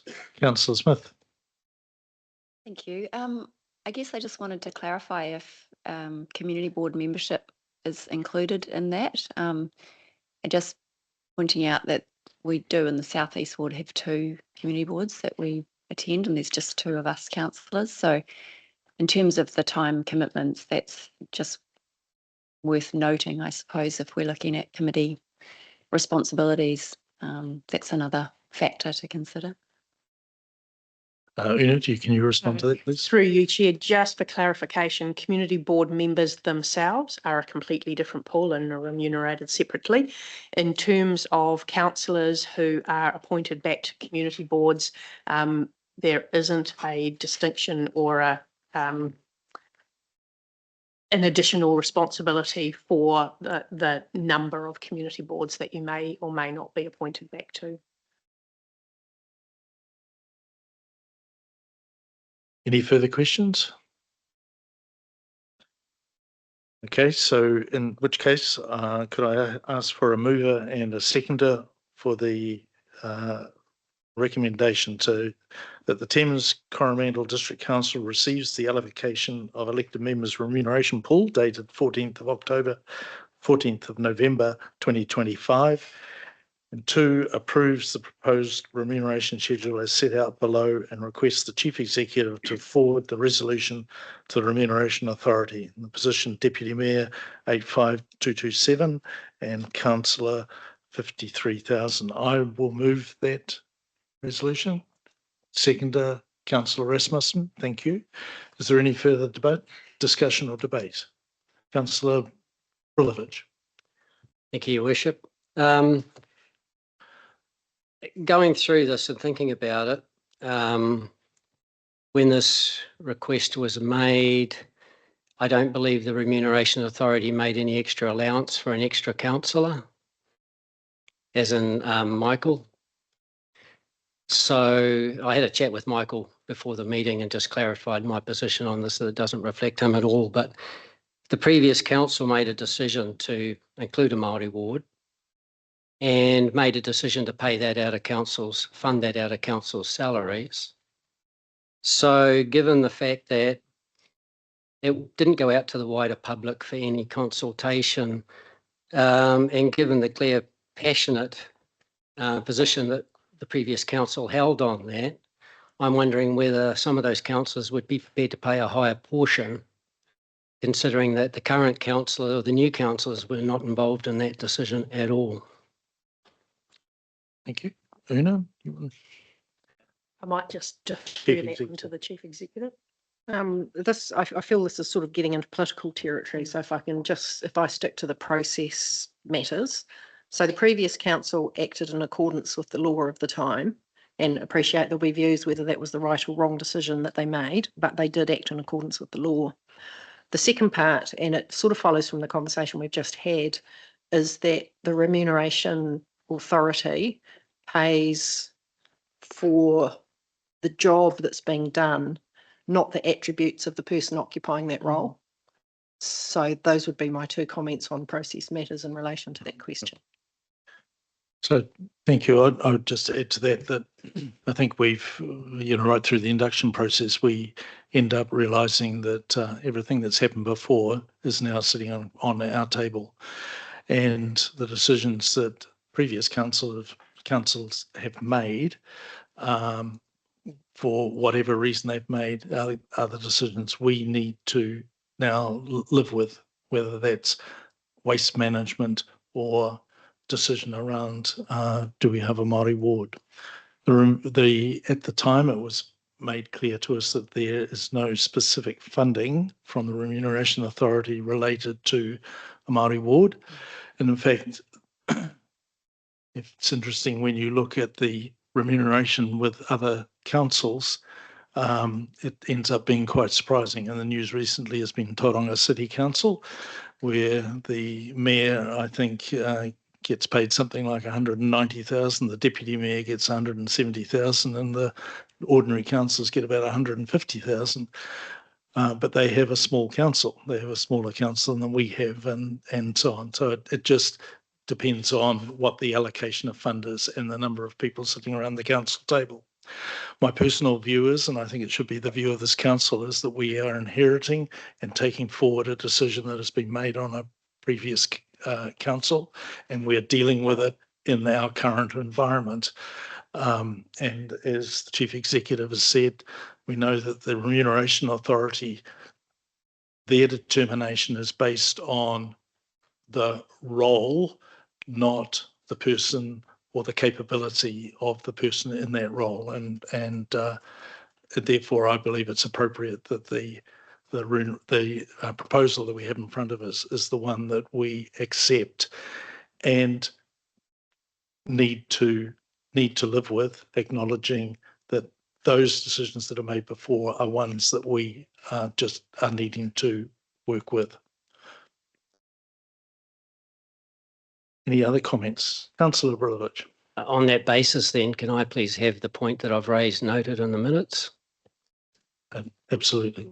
Thank you. Yep. Thank you. Any other discussion? Councillor Rodley. So this is not a question, it's just a statement. I feel because of the fact that we are still working through the terms of references for the portfolio, I feel that I'm not in a position to be able to support the flat evenly apportioned, because at this stage I don't really know how much additional work some people may be getting. And yes, I admit I did put my hand up for quite a number of things, and the mayor had to cross me off a few because there was too many. But I believe that we do need to be allocating remuneration according to potential workload. So I will be voting against the even split. Thank you, Councillor Rodley. Any other comments or discussion? Councillor Brilovich? If people's roles change during the term, there's no flexibility in this proposal to accommodate any extra workloads or decrease in workloads. So that's a concern I have. It's a work in progress, but this is locked in. So just pointing that out to my fellow councillors. Una, do you have any comment on that? Through you, Chair, I suppose it is difficult because of the formula that is provided to us to work all of this out to change something during the term. It's not impossible, but it is difficult. Thank you. Chief Executive? So you can make a change. You can request a change during the term. The website there says it takes about 3 months to process, and there's quite a bit of process in there. I think that the challenging part though is if you want to increase one salary, that means others are going down. So I think it's a challenging thing to do mid-term, but it is possible to do. Thank you. That's it. Any other comment? Councillor Hampton? Thank you, Mr. Mayor. I guess with Councillor Rodley making a statement, I feel like it's appropriate to make a statement contrary to Councillor Rodley's. I think it's too early in this term to try and predict people's workloads, particularly when we have a whole range of portfolios. It's not just about committees and chairs and so forth. So I'm certainly not going to be presuming that any members are working harder than others, and so I will be supporting the resolution as it stands. Thank you. Thank you.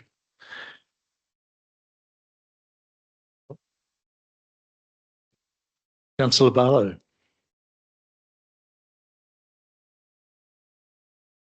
Kia ora.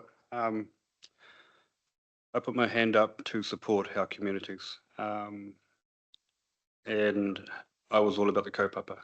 I still am all about the kaupapa. It doesn't matter if I get $1, $2 or no dollars. I'm here for our community. I'm here for our hapori. So I will be supporting any decision. It was the same decision as Councillor Hampton with regards to an even split. I'm also happy to give mine back to the community board. Kia ora. Thank you, Councillor Barlow. And noted. Councillor Smith?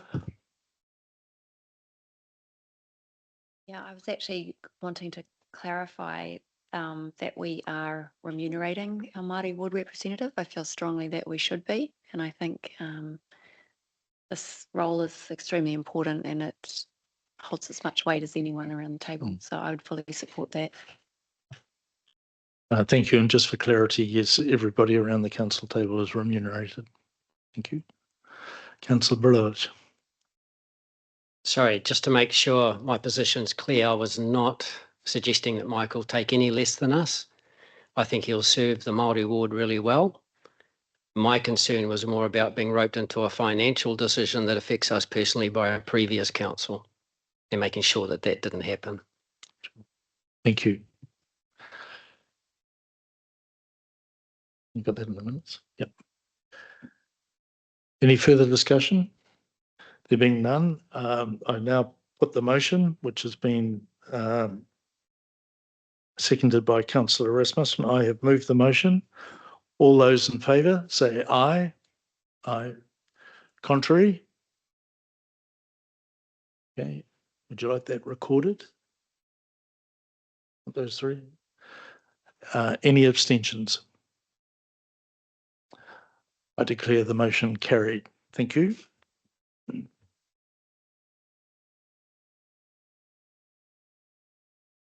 We now move to the late item on the agenda, which is not in your agenda pack. It's in a separate pack.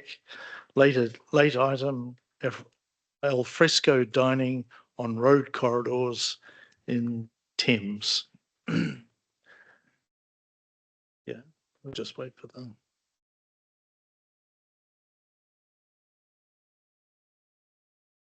Thank you. And if I could ask the Chief Executive, please, to lead off on this. Yeah, thank you. And thank you, councillors, for entertaining this report today. The activity at the heart of this is a roading activity, and it's an activity about putting a structure in a roadway. And you'll see there's a technical report that speaks to that activity of putting that structure in the roadway. I think we also need to acknowledge at the outset that we have a pre-existing set of conditions on Pollen Street that were we to make those decisions today might have been quite different. And we also have existing structures that need to be, if you like, regularised. What I'm hoping today, though, is that we can try and make the decision related to the two that are an application in our system that needs a decision, and take the rest of it and package that up into something that we can come back to you in the new year with, because we need some time to work through that, and we simply haven't had the time, nor will we have time between now and Christmas when these applications need to be decided by. So that's my request of council and of the staff that are about to present to you, that we try and get to this decision in a kind of a narrow way, accepting there's an awful lot more process and discussion that we need to be had around the longer term matters. And with that, I'll hand over to Mo and introducing Len Whittaker, who may be known to some of you, and Len is acting in the role of Engineering Services Manager. Thank you, Aileen. Mo, over to you. Thanks. Yeah, Morena, Your Worship, the Mayor and Councillors, thank you for accepting the late report for this Alfresco dining on road corridors in Pollen Street. As Aileen pointed out, this is a roading matter, and the report in front of you today is to approve 2 licenses to occupy for 2 businesses who have applied to Council to carry out activities on the Council's road corridor. The authority to approve such occupancy rests with Council. It's not delegated to anyone else. So that's what the report's about. And in terms of a little bit of background, we've received 2 applications, obviously from Aviator and Editors, to conduct business on Council Road. We did engage WSP consultants, who are our roading professional service provider, to carry out a survey of usage of car parking along Pollen Street, which they have carried out, and their report is appended to the staff report. In summary, what their report found was that there is spare car parking available on the road, and that it's an activity that could be permitted. What we also did quite separately was we did carry out an informal survey as well. We enlisted the services of Thames Business Association to talk to local businesses, and I do have some statistics to share. Now, the reason the informal survey was not appended to this report was because it was informal. It was not a formal survey. It was more to gauge the appetite of local businesses to see whether there was any interest to support such a thing. And the results we got, so the Business Association contacted 138 local businesses. 81 of them responded. There were 6 questions asked. And in summary, in terms of the current outdoor decks, about 50% were supportive and 50% weren't. There were about 71 responses, of which half of it said, yep, great idea. Half of it said, less so. In terms of the sufficiency of the number of decks on Pollen Street, it's again close to about 50-50. In terms of mobile portable decks, again, it was 50-50. The appetite was to see if there's any mobile portable decks would be supported. The loss of parking spaces was about 44. About 20 people were not really concerned. Of the total 45, and the others were concerned there'll be some loss of parking space. So in all, it's about 50-50 in terms of supporting outdoor activity on Pollen Street or not. So I will leave it at that, and I'm happy to take questions. I'll take the report as read. Thank you, Mo. And if I could just ask at this point, we just ask questions for clarification, and then we'll move to debate and discussion and comment after the motion is put. So questions for clarification, please. Deputy Mayor Grant, please. Thank you. Mo, I just would like some clarifications around safety issues with this, and in particular the comment in here that it would be restricted to non-alcohol use, and whether that is consistent with the other occupation of the other ones that have already been issued around the place. Can you just clarify whether the same conditions would be applying? There will need to be a little bit more research done in terms of road speed. So one of the things that's recommended in the WSP report is to conduct a little bit of a speed survey. So when we did the trial with the aviator last time, we did impose some requirements in terms of safety, like signage and reflective marking and so on. And that worked well. In terms of speed limits, no work has been done yet in terms of whether that's appropriate in a 50K zone. That work still needs to be done. That's the only reason it's there. If the safety assessment show that it is quite safe to do so, then I can see no reason why alcohol cannot be permitted. Can I just clarify the position around alcohol use in the seating? So the report here stipulates that it will be a no alcohol on the 2 additional new ones. Does the same rule apply to the existing ones that are in place at the moment? Can I please get Brian to answer that?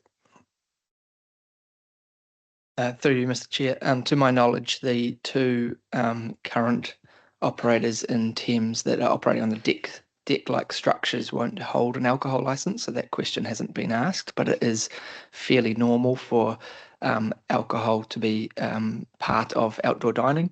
There is a kind of prescribed variation process that they would need to go through to extend their alcohol license over that area. So from an alcohol licensing perspective, although the other 2 might not have them, that's kind of by choice, not by rule, and it would be fairly appropriate from the alcohol licensing team to extend into that area if needed. So just for the point of absolute clarification, gastronomics can serve alcohol and the aviator will not be able to? Is that what I'm hearing? The GBD and gastronomics, which aren't deck structures but have had permanent increases, have alcohol licenses out onto those areas. So yes, they are allowed to sell and supply alcohol in that area. And the reason why we're saying no to alcohol for these 2 new ones, can you just clarify that? It's a licensing issue that they could apply for, or? In this case, if they applied to extend their alcohol license, then from my perspective, that's not a problem. So if I think that's been included from a infrastructure perspective, and if you didn't want to put that restriction on, it would be more than appropriate for us to deal with that through an alcohol license process. So I would have no concern for alcohol. So then if we disagreed with that, we could note that, and that would open the door for them to be able to apply for an extension on their license to serve alcohol in that area. Yes, correct. Previously, the aviator on a for the trial basis wasn't able to sell alcohol because they weren't able to go through the process of extending their alcohol license in that short period. Given if you make the decision to grant this license to occupy for the 3-year period, it would be a process that would be appropriate to extend alcohol into that area if they wished and if you wished. Thanks for the clarification. Chief Executive, you had a comment you wanted to make? Okay, that's you. Councillor Rasmussen. It's correct if we adopt option 2 as being recommended that any venue would simply have to, whatever their liquor license are at present, to be able to reapply. I actually believe that we need the strongest possible hospo industry across the peninsula. That includes, but is not limited to Thames. I'm very supportive of this initiative. As a matter of fact, I think this is a good example of what actually normally should be decisions made at community board level, as opposed to full council. And I'm actually saddened about the fact that one of the applicants has had to take 4 months, and then we still have to deal with this here from an urgency perspective. As I understand, one of them was filed in August, so what does it be? At least 3 months. So I think the more we can do to support, the better. Was there a question in there, Councillor Rasmussen? No, there was a clarification that if, as recommended to adopt option 2, that would have been the answer to Councillor Grant's question with regard to the ability to apply individually for a different liquor license, including outdoor servings. I'll arm wrestle you here later. Councillor Rodley, you're okay. Councillor Freer. I do have questions. One of the questions is around the license, the liquor licenses. Don't they apply to the actual footprint of the license? Can I just ask Brian a clarification around that? Because my understanding is that it is actually the entire footprint of a premise which is applied under the license. Is that correct, Brian? Through you, Mr. Chair, there's with an alcohol license application, a floor plan is submitted, and alcohol is then allowed to be sold or consumed within that floor plan. So if they were going to want to extend onto this deck, they would have to provide a new floor plan to authorise the sale and supply and consumption of alcohol into that new area, which is a fairly straightforward process. So that's an option that's open to them. Correct. The second question is, so what's current license do the other 4 actually work under? Is there a license, or are they just operating freely outside of any sort of agreement? Someone clarify that? Again, through you, Mr. Chair, there are a couple of different permissions after your decision for a license to occupy. The first is a outdoor dining and display license that anyone trading on the footpath has to apply for. Again, it's a very quick and easy process because we want to be enabling, and they would need to get that table in the locations where they might not have an alcohol license because they're just a cafe that sells food and coffee. That is all they'll need to get, and they have those. For the ones that want to sell alcohol, they would have to extend their alcohol license, and to my knowledge, GBD and gastronomics have both of those permissions. Thank you, Staff Member Taylor. If I could just bring the conversation and questions up specifically related to the issue we're dealing with here. Are there any more questions for clarification? Okay, there are. Councillor Brilovich. 2 questions. First question is, just to put it in context, the other 4 that don't have a formal arrangement, are they being charged for the public space they're using? As far as I'm aware, no one's being charged at the moment. Okay, the other question I had was that if a business, there's a requirement, my understanding, for a set number of car parks depending on the business and the floor area, etc. And a business that can't meet that required number of car parks can pay cash in lieu of the car park. Can anyone tell me what that currently is for Pollen Street? I'm looking at Brian because you're correct. I don't know what the number is. No, I wouldn't have the amount. I know in comparison, Whakamatau is around $15,000 for a car park. I wouldn't know what that would be for Thames. What I would say is that the previous district plan, it was a must, and the new district plan is a may, and there have been a number of consents where they have had to rely on an element of public car park where they haven't necessarily paid cash in lieu to enable the development. Thank you. Councillor Rodley? Yeah, if it's permissible, I just would bring people's attention to the second to last paragraph on page 2, which actually states that the existing businesses do have outdoor dining licenses, but just not the license to occupy. So everyone on Pollen Street who has, and you see those little silver discs on the road, on the footpath, everyone who's operating out of there has for food, has an outdoor dining license. But this is talking about a license to occupy, which are different things. So I just want to dispel the idea that there's a whole lot of people who are just, doing stuff willy-nilly. Thank you. Councillor Hampton?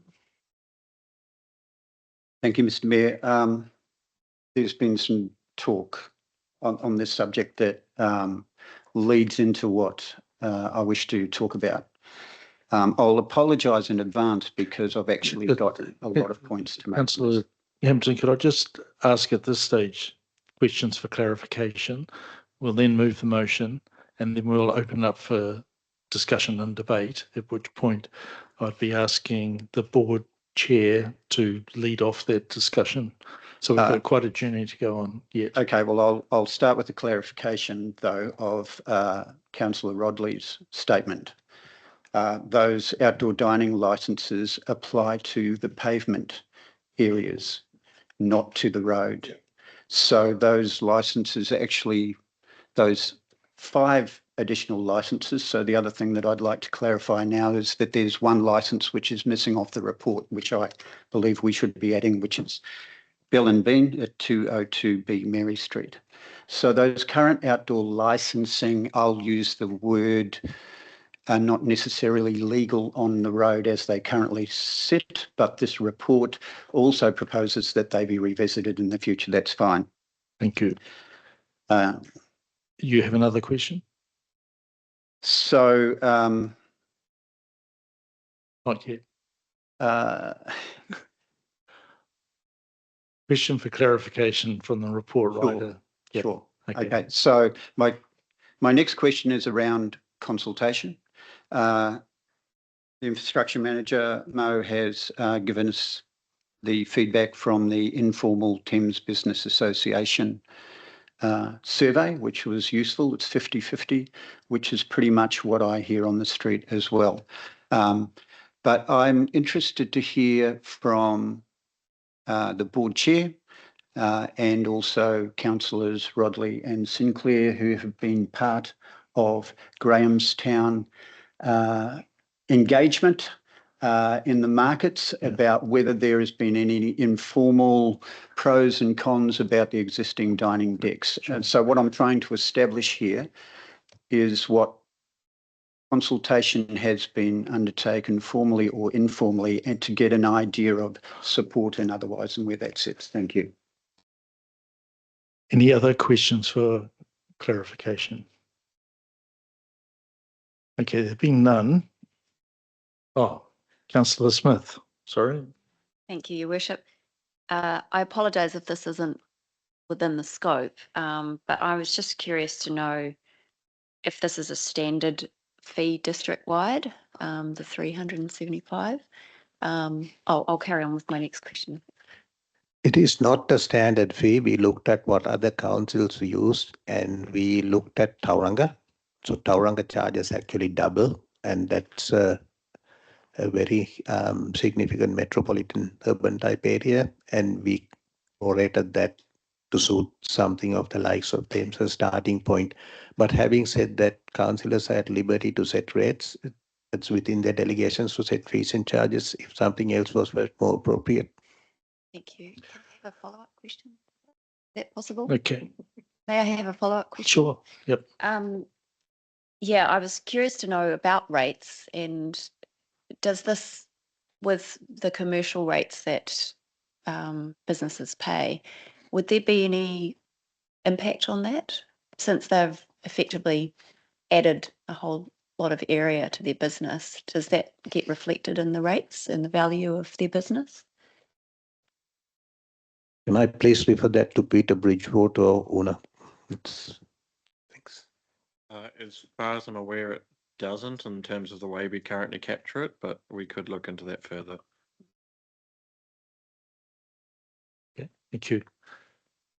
Right, so we'll move to moving the motion, and then we'll open it up for discussion. And as I said before, that I'd ask Board Chair Catherine to lead off on that. So the recommendation that Thames-Coromandel District Council receives the TCDC Alfresco Dining Feasibility Report and attachments. You can see the detail on the screen in front of you. Accepts the findings of the WSP Alfresco Dining Feasibility Report dated 17 November, final report dated 24th of November, attachment A.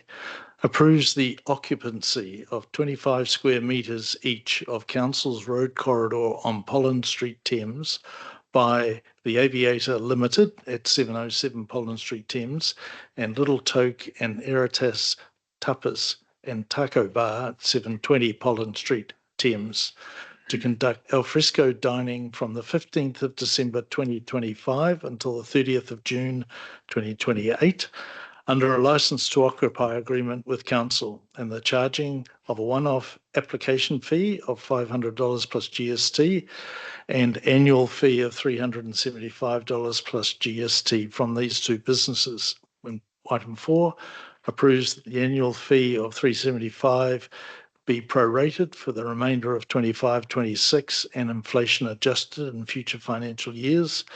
And 5 instructs the Chief Executive to bring a report to Council in the new year regarding formalising the occupancy of 4 existing hospitality businesses on Pollen Street, Thames Gastronomics, Cocoa Coffee Bar, Grahamstown, the Grahamstown Inn and the Grahamstown Coffee Shack. And if I'm understanding Councillor Hampton correctly, we need to add into their Bell and Bean in Mary Street.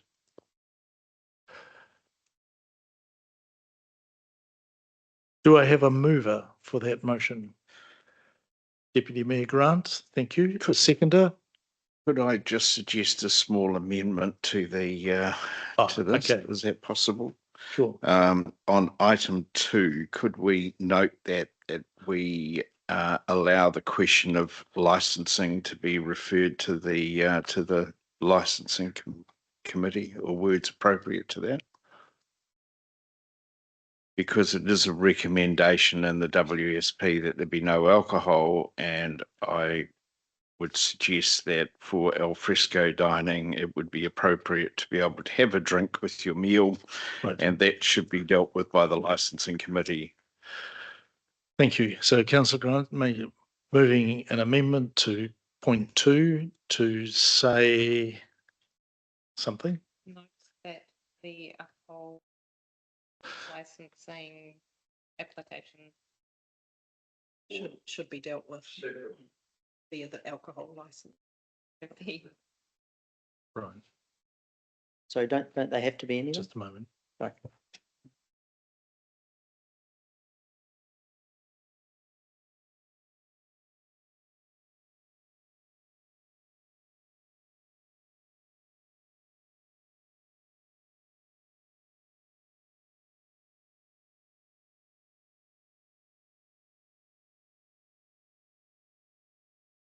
And throw it up on.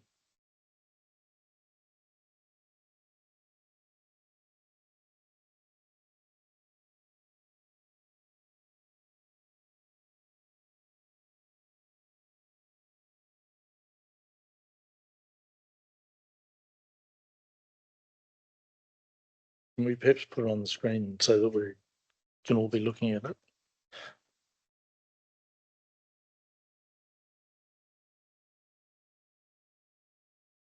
Yeah, so this is work in progress.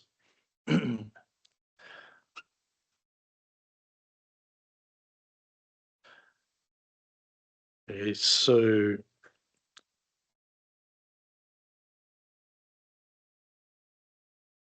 item 2 starts at accepts the findings of the WSP Alfresco dining feasibility report dated 17th of November. Final report dated 24th the 11th. Notes that the recommendation for alcohol licensing application should be dealt with via the alcohol license department. Councillor Prilovich. I think that's unnecessary. That's a matter of process. They would have to do it, and they may not want an alcohol license. So I think it's an unnecessary complication to put it in there. If I could just respond to that. Sure. I think the issue is that the WSP report makes a comment to that effect. So we sort of have to undo that and leave it in the hands of the people that should be dealing with it. So I think the issue is the WSP report needs to be backed up. Thank you. Councillor Rasmussen. Yes, actually, as a matter of fact, I think it's a very important addition because I think it protects the applicant's rights to do that. 2, I do suggest, just from an administrative perspective, that we use the word committee as opposed to department, since we've approved that earlier today. And then another administrative one is last line item in point 1, 174 November. It would either be 17th or 24th November. 17th is the correct answer. Apologies for the error. Thank you for your contribution, Councillor Rasmussen. Good on you. Councillor Hampton. Chair, given the limitations of the WSE report, and I'll just talk a little bit about those. The survey was carried out on the 31st of October, which is really a shoulder season. Councillor Hampton, can we just deal with the resolution? Yeah, what we're doing. So I'm not happy with the accept the findings of that wording. And so I have a suggestion that instead of having a separate resolution, that we are accepting the findings of a report that I believe has real limitations. I would rather just receive the WSP report along with resolution 1. I think it's unnecessary to have it as a separate resolution.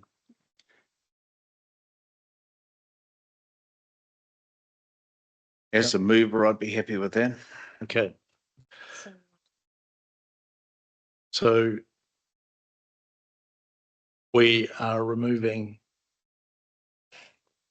is that correct? Removing it, but so you're receiving the report including the attachment rather than having a separate second resolution for the attachment. Okay, but we do need to have the okay, so cool. So we can remove that, and we are identifying that the recommendation around in that report around the alcohol licensing is best dealt with via the normal alcohol licensing process. Thank you very much. Councillor Freer. We have a seconder for the motion? No, we don't yet. I would like to second the motion. Thank you. That's right on that one. We didn't have a second. Yep. You were correct. Right. Through the chair, if I could just, I'm not suggesting a change to the resolution, but can you clarify that we can still discuss the fee structures in there and potentially amend the resolution after discussion? Yes. Thank you. Councillor Rasmussen. Just my understanding that there was a correction required for point 5 based upon Mr. Hampton's representation. There is not 4 existing, but there's 5. Yeah. happy to accept that, but I just wanted to draw your attention to the fact that there are differences in the situations of those that are listed there. Some of them are structures sitting on the road, other of them are actually alterations to the road, if you like. So there's different arrangements there, and I just think staff need to look a little bit further into that and just understand how that sits legally, because I think there's probably a chance that they're not the same thing. I think the point is that that the recommendation is that we call out another business that we know is in there, which is Bell and Bean at some number of Mary Street. Councillor Rasmussen. But I recommend that point 5 is simply being changed to that the CE reverts with a review of all existing licenses without having to mention either companies or numbers, and limiting in that regard. Okay. Yep. So in which case it would be five existing licenses, all existing. There we go. Councillor Hampton. Yep. Councillor Hampton. That removes my question. Thank you. Thank you. Councillor Sinclair. And I was just going to say the resolution, which I see has now been changed, says Pollen Street, whereas it should really, if we're including Mary Street, which is not actually Pollen Street, then it should be the CBD area. But I think that what it is fine. Existing hospitality businesses in the Thames business area. Thank you. Right. Do we have a seconder? We have, Councillor, I'm confirming you are moving. Oh, yeah, Councillor Freer. Sorry, Councillor Freer. Sorry, trying to keep up. Right, so we have a mover and seconder. I'd like to open it now for debate and call on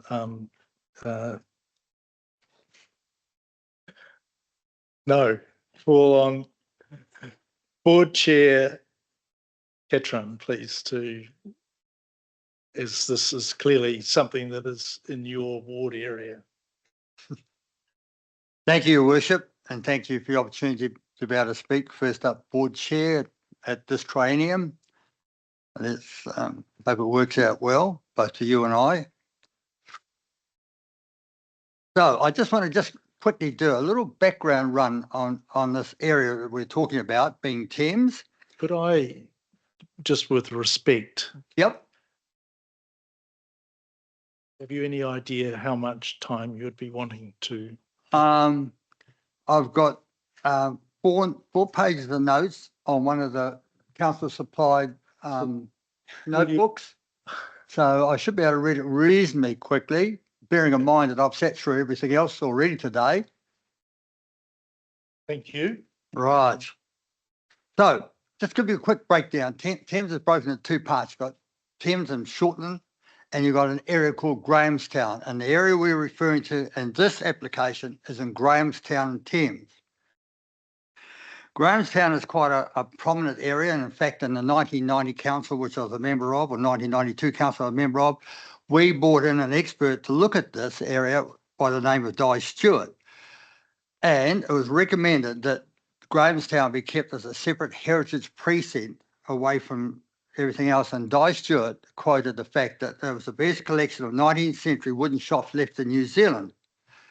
So these 2 areas proposed outdoor seating areas, along with 2 already in existence, because Grahamstown starts from Karakia Stream, goes north, only 25 square metres in size, which is very small indeed. So the aviator had a trial in that area, which the council requested that the 2 platforms covering 25 square metres be removed in April 2025.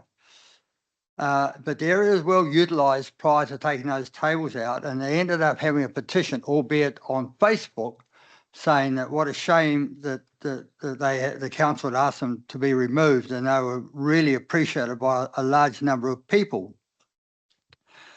So our board role under Local Government Act 2002 is to act as, under Section 52, is to act as an advocate for the community. And one of the things we have to do is consider matters referred to by the TCDs, or I'm not going to say parent body, but by the council.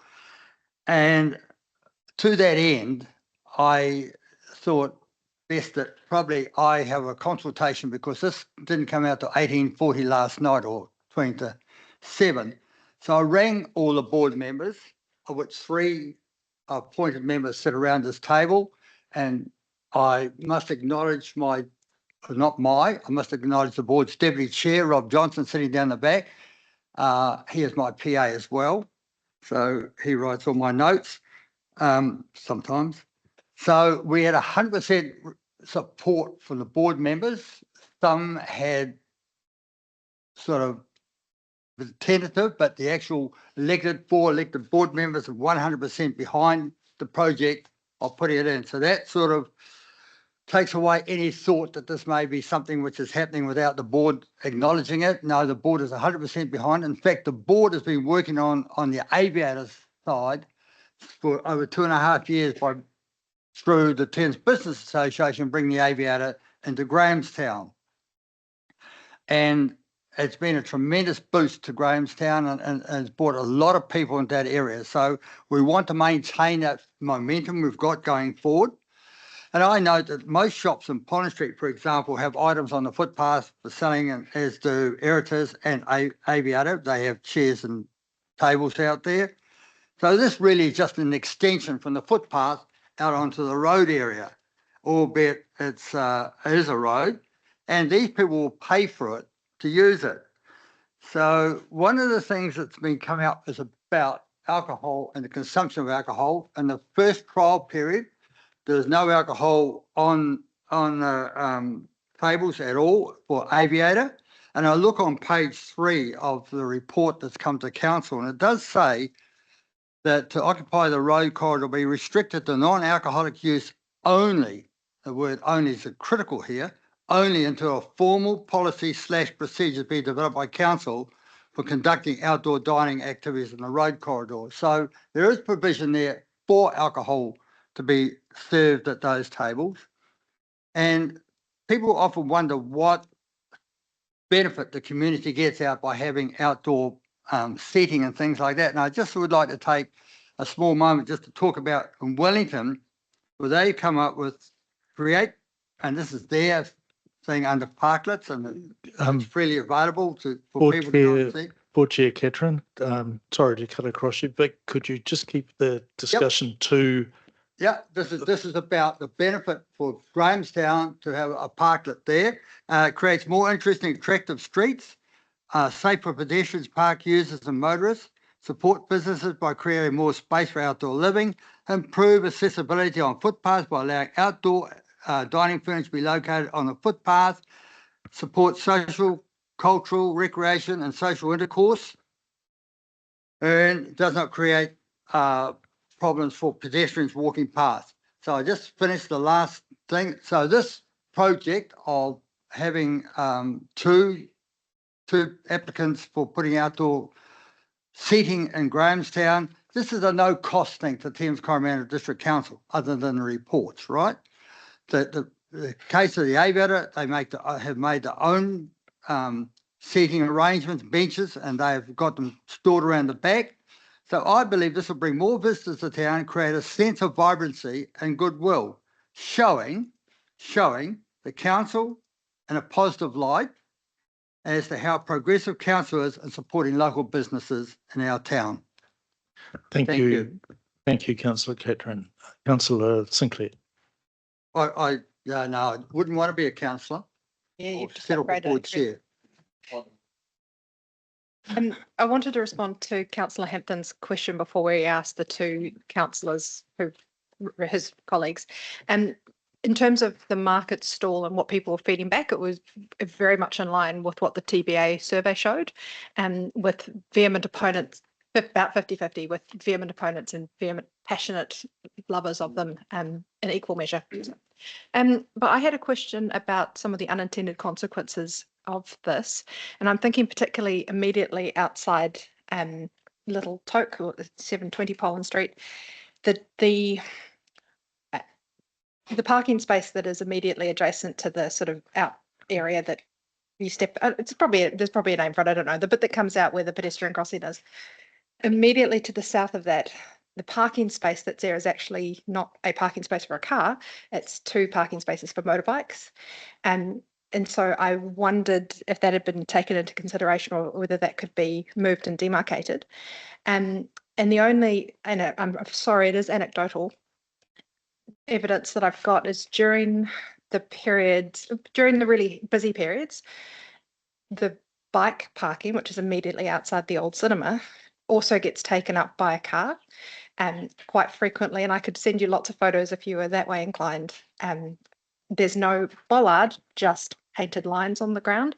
And so I know various cyclists, and I've been one of those myself, have arrived to use the bike park and unable to do that because there is a car park there. And so in terms of losing these car spaces, could some consideration please be put towards making sure that there is safe bike parking by the installation of a bollard, and consideration about potentially remarking somewhere else and advertising and sign writing the motorbike parks that will be taken up by the platform as well, please.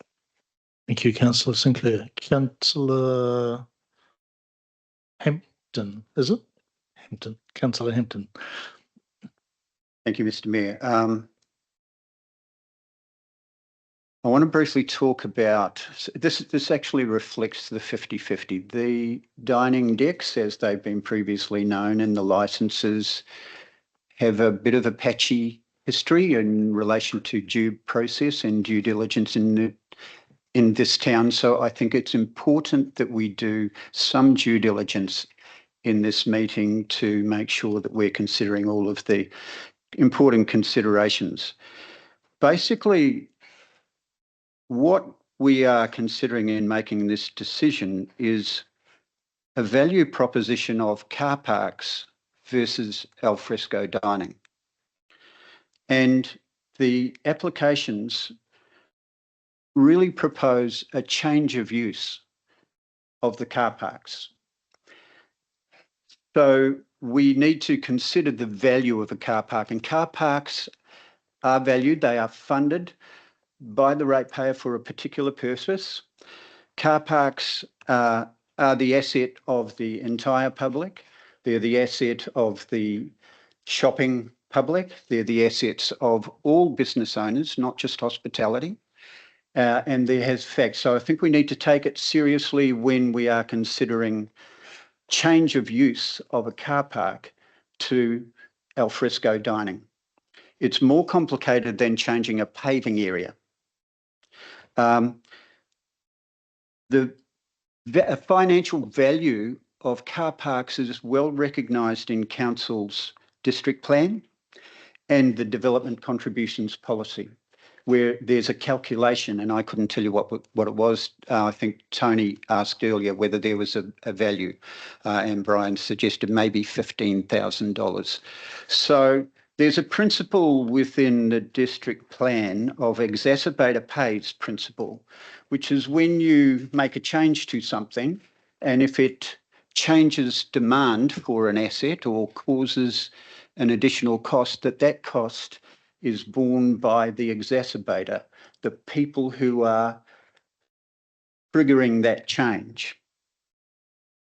So there's a couple of considerations in that, and one of them is the cost that's being proposed for these lease areas, because that is one potential way of recognising an in lieu contribution to loss of parking. So I note in your report, Mo, that you've given us details from Tauranga City Council, Taupo as well. Both of those councils have, in 2026, will be charging $60 per square metre for that space. The proposal of this report is less than half of that. So my question to you is, why such a low square metre value?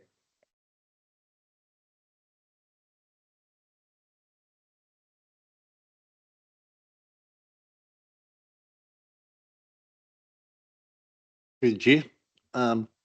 Okay, the rate, what I put in there, well, we put in there is, was an example that we had to have. And if you have a look at that same paragraph that you looked at, you've got Taupo District Council. And we were looking favourably at Taupo because they've got to a lot of outdoor dining, etc., and going from there. And our fee of $500 plus GST for the application fee, and then 375 was comparable to Taupo, but we don't have as many visitors as them and through fare. So we looked at their lowest rate of $25 a square metre. Thank you, Chair. And if I can follow on. Yep. Are you happy with the answer you received? Yes, I'm probably supportive of a higher fee. The reasoning for that is that if you compared it with retail space, which is not a direct comparison, but retail space is probably $100 to $150 per square metre. This is a significant business asset that you are approving. It's actually an asset that can be sold with a business if it has a term. So there is a financial value to what we are approving today, and I think we need to get the fee right, not only to make sure that there's a level playing field, that we're not over-advantaging certain businesses, but also the fees collected, and it's an additional resolution that I'll be proposing, is that the monies collected on the leases are ring-fenced for parking development, because if we're taking parking away, the monies collected could be looking at developing parking. Much of that. So could I just provide a comment on that? I think the point you raised is very valid, and the question I have is actually what is, as you point out, the value of a car park? What is the value of the car park into the business area? And I just wonder whether we could do some more exploration around that as to the fees, because what I'm hearing is it's one thing. I guess the point you're making is we're taking away something of value. In Taupo, have they taken away something of value, or is it just something there? So I wonder. I guess we can go back to the Chief Executive's opening statement. What we're looking at here is, are we able to approve these two businesses' requests or applications? Are we able to approve that? But it feels to me like there is some detail, particularly around point 3, that perhaps might need to be looked at as part of the next report that's coming in whenever in the new year, or as part of our annual plan process, to actually do further analysis around the whole thing of charging. Yeah. Thank you. Related, historically, with the 5 outdoor dining licenses, one of my observations is that 3 of those licenses are well utilised, and 2 of them are hardly utilised as well. If you look at those 5 existing licenses, they have removed 10 car parks from the town centre. We're considering today removing another 4, so potentially a total of 14 car parks overall. Utilisation is very important, that we have confidence that these decks will be well utilised, and therefore the supposed benefit of more people coming to town to use those will be realised. I think having the lease cost too low on there's no incentive on business owners to make these things work well.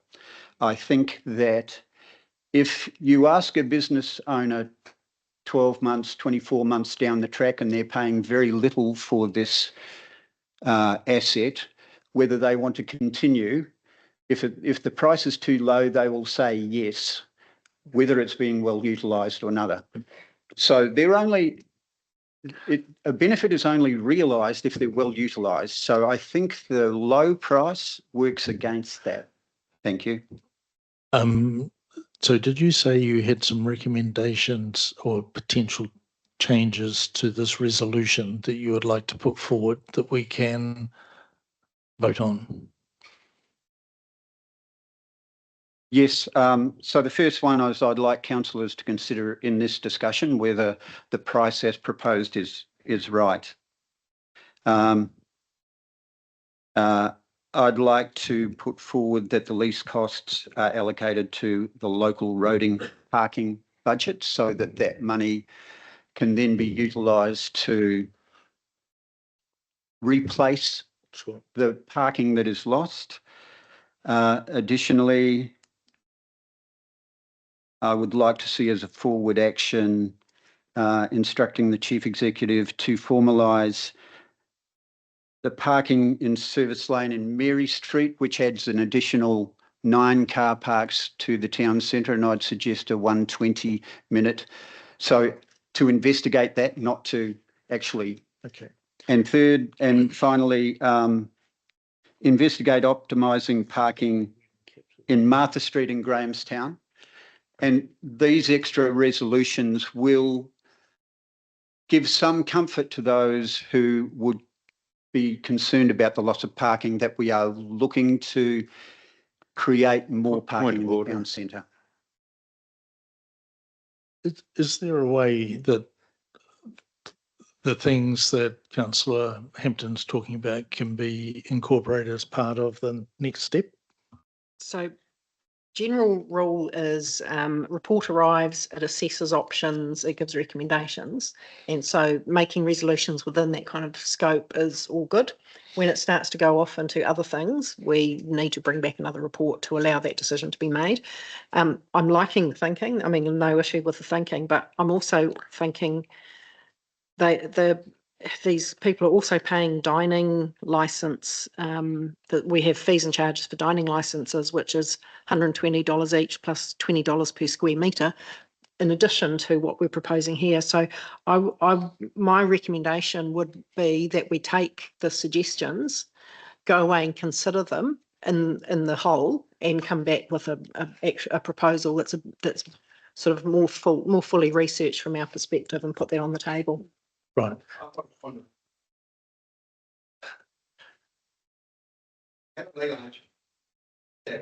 Accepted into this. We somehow morphed. We've been going around into a granularity of motorcycle car parks versus car parking policies and the likes that have got nothing to do with what is on the agenda. Nothing whatsoever. Yep. So from a point of order perspective, while a lot of valid points have been raised, okay, I do think we do need to get back to what the agenda said, and then to vote if there's people want to do that, please. Thank you. Councillor Rodley? I had a point of order as well. Yep.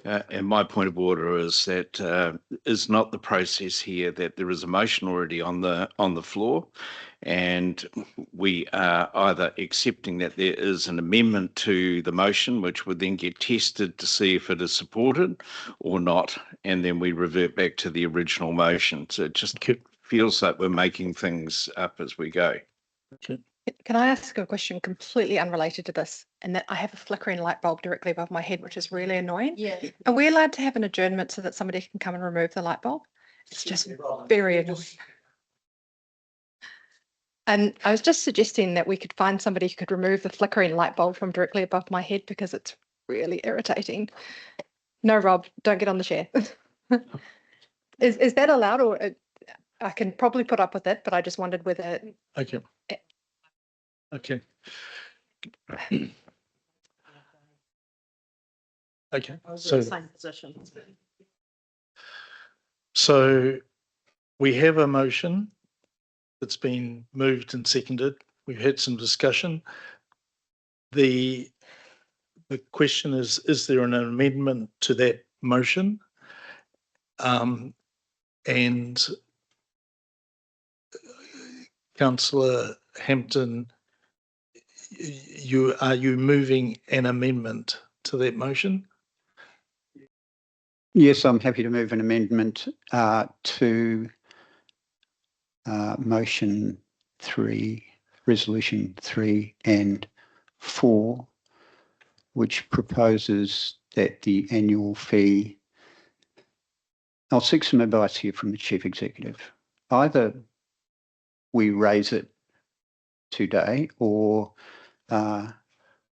you mentioned that the pricing could be considered before So can we establishing item leases. 5 that the charges be reviewed? Okay, so can we move an amendment to item 5 that as the Chief Executive brings a report in the new year regarding that, and reviews the charging. Does that make sense? Okay. Councillor Freer? Your Worship, what Greg has done is that he's raised a much bigger issue that needs much more discussion. Yep. I have seconded a resolution that's on the table that has been brought forward, and I'll speak against any amendment that he wants to make to that. But what I will do is support his wider discussion that we do need to have a clear policy around what is the situation. I've heard today that we've got possibly 4 or 5. So without sort of elaborating on things, there is a motion on the floor. That motion has been brought to hear a particular request from 2 businesses. Can I please ask that we get on and deal with that? Because this is going on far too long, but we do come back to the wider issue that Greg has raised. Okay. Councillor Hampton? I'll just say that this is really symptomatic of a late item that we have not had the opportunity to go through in detail. But I do understand why it's been put to council today, so that we can consider whether we give these businesses the opportunity to trade through the summer. Thank you. Councillor Freer, there has been a change to item 5. You would like that, we'd like that redacted or retracted back to the original thing. So item 5 is asking the Chief Executive to bring a report around the charges.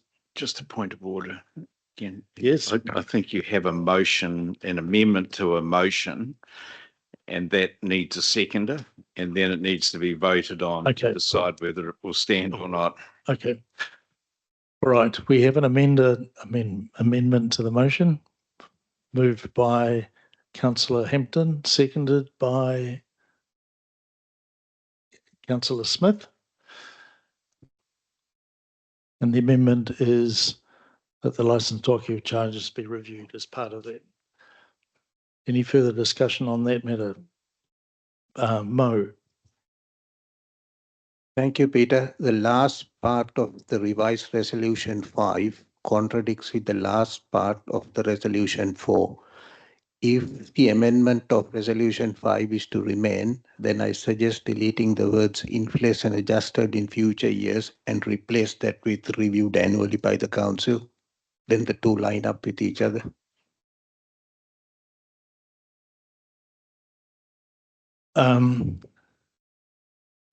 Councillor Hampton?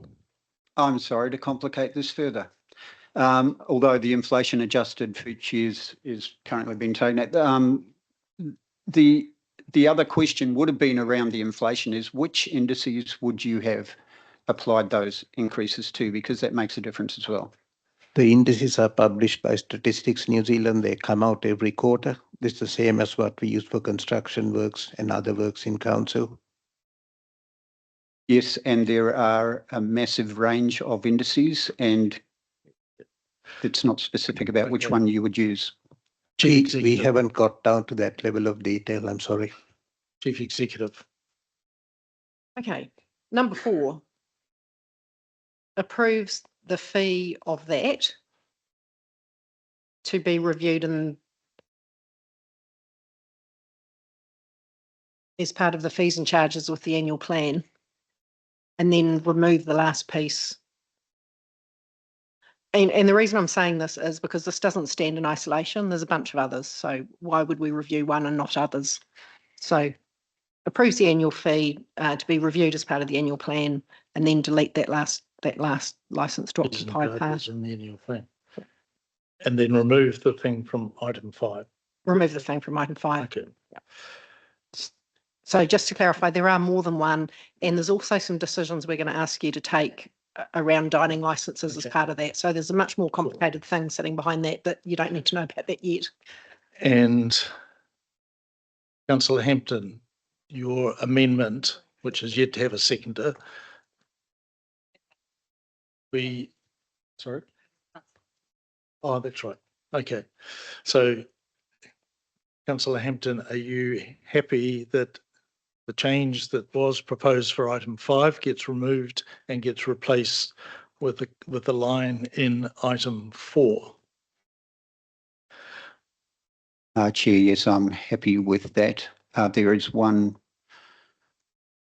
final clarification I would seek in relation to the resolutions, which is the term of the licence.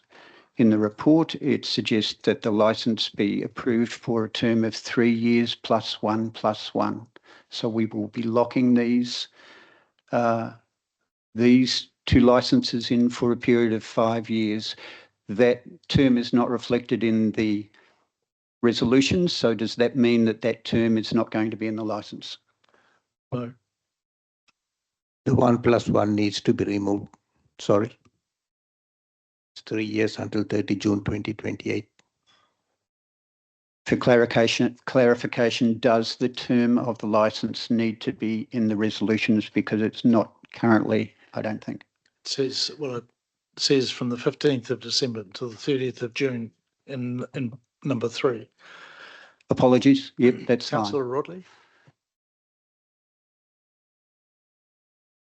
So I would like to just check with the chief exec, if I may, but potentially also through Mo, whether that report coming to council in the new year will also be covering off some of the issues that have been raised about car parking, and whether it's about bicycle or motorbikes, or whether we can look at some historical car parks that have got yellow lines that shouldn't have, all that kind of thing. I don't want to discuss all that now, but I'd like the option for that to be included in that report, because I think it's really overdue, and we've got a whole lot of ad hoc stuff along Pollen Street.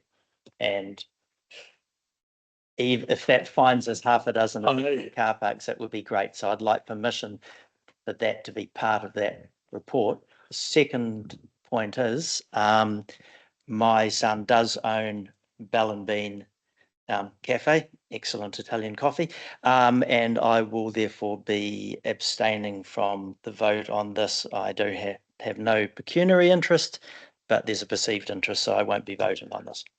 Okay. Deputy Mayor Grant. Oh, Chief Executive. I was just going to respond to that because it's a direct question. I'm going to say there's 2, if that's what you're asking, that's probably 2 reports, because what we need to do here is sort out the legal basis for those others, which is a different matter and a different probably staff member to the parking matter. Okay. I'm going to put the motion of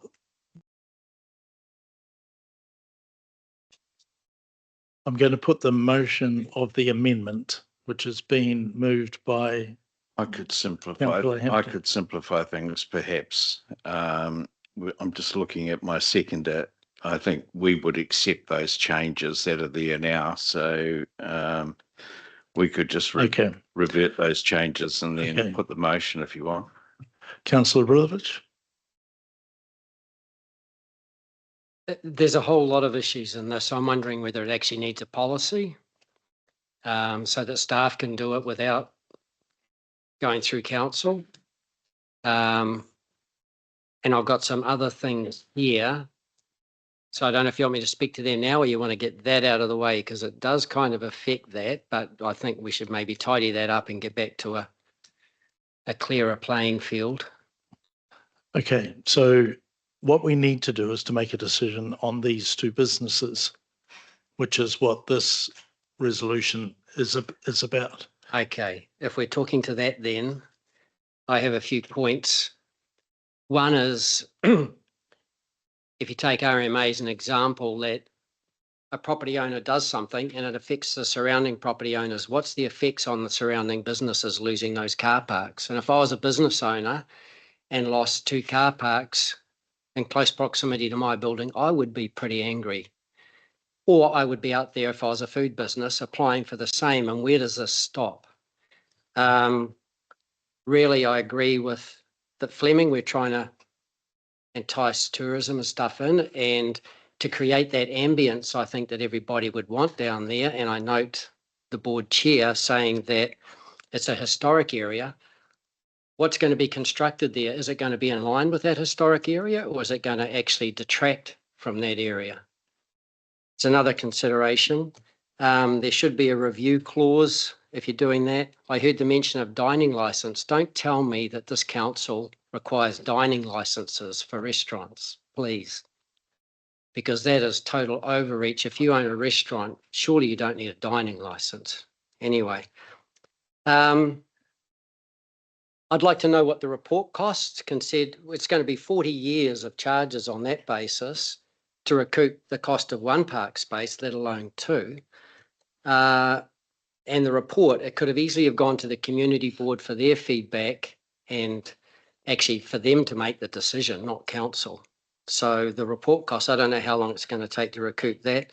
There was talk in there about speed limiting because of safety reasons. What are the unintended consequences of the other roads? Because a lot of traffic will not go through there anymore. They'll go down the other roads. And what are the consequences of that? Safety issues, probably roading manager being involved. There's a whole lot of issues this opens up.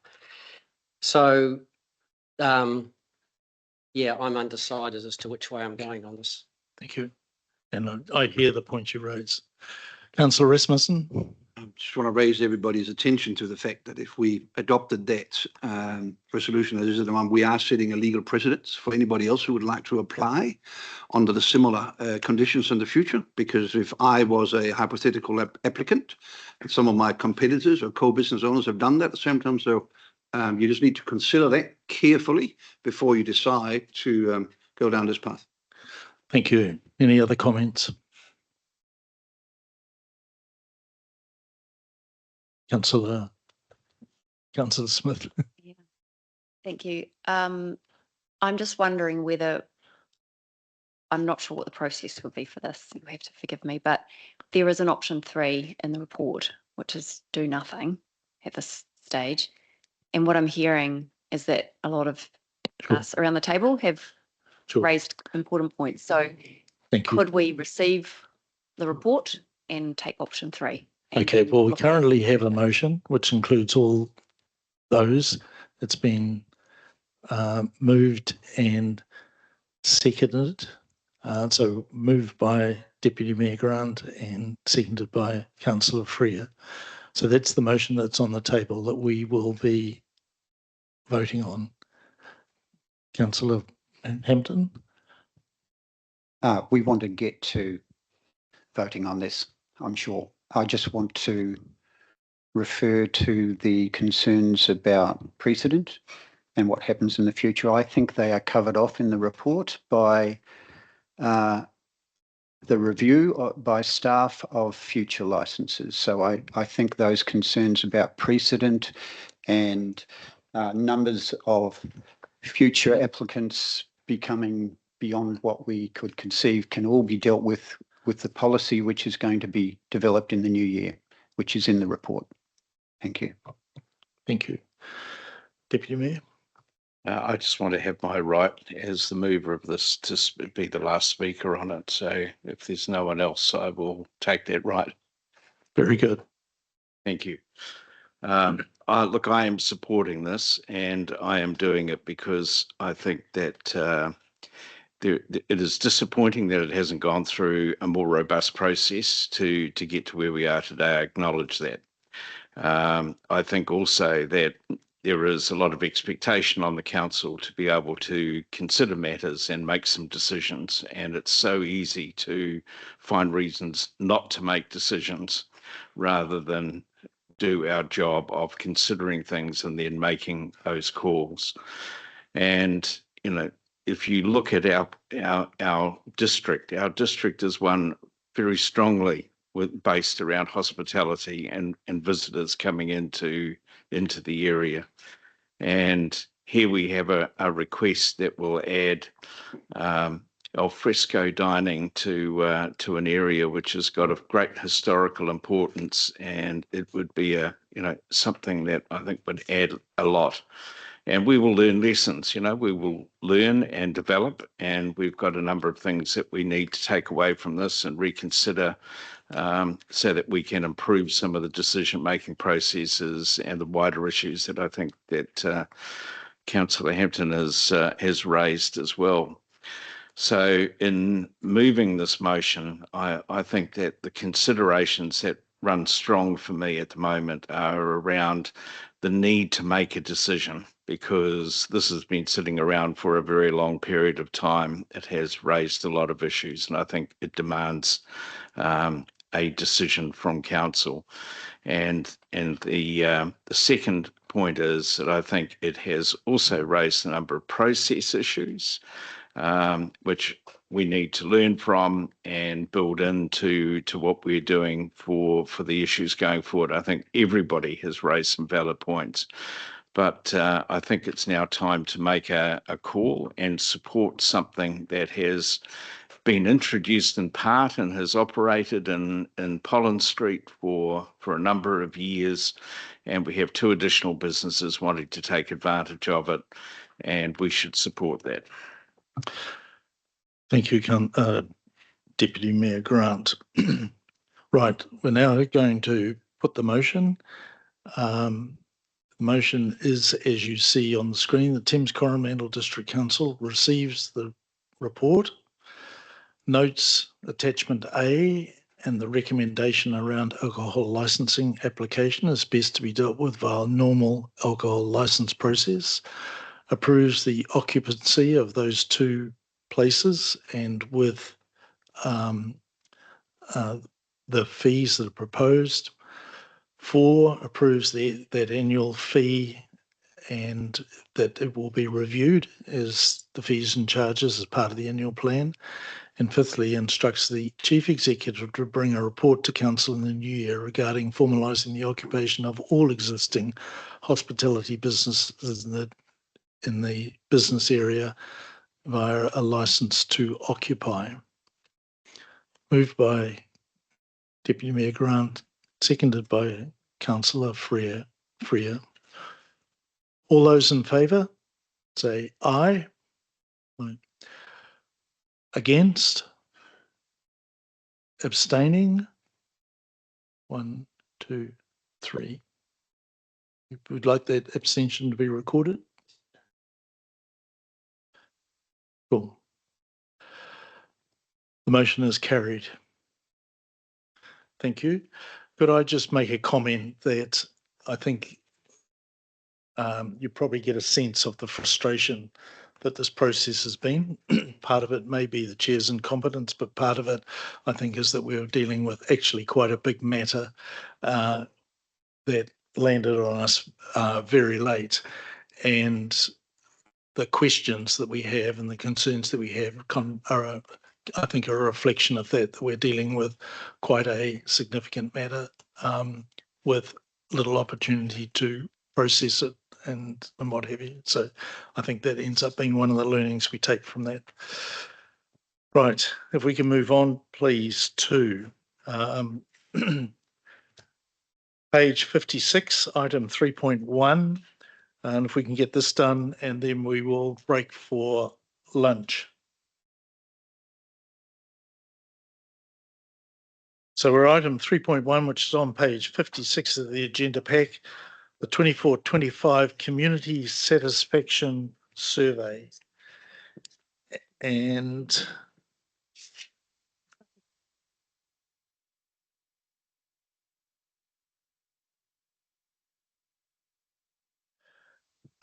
we'll hand over to you, Brian Taylor, and ask you to introduce the people you have as background vocalists for this item. Thank you, Your Worship. Yes, sorry, we've had a guest here in the audience waiting for us. So we've got Alina here from Key Research. She has been behind our first survey that we've undertaken.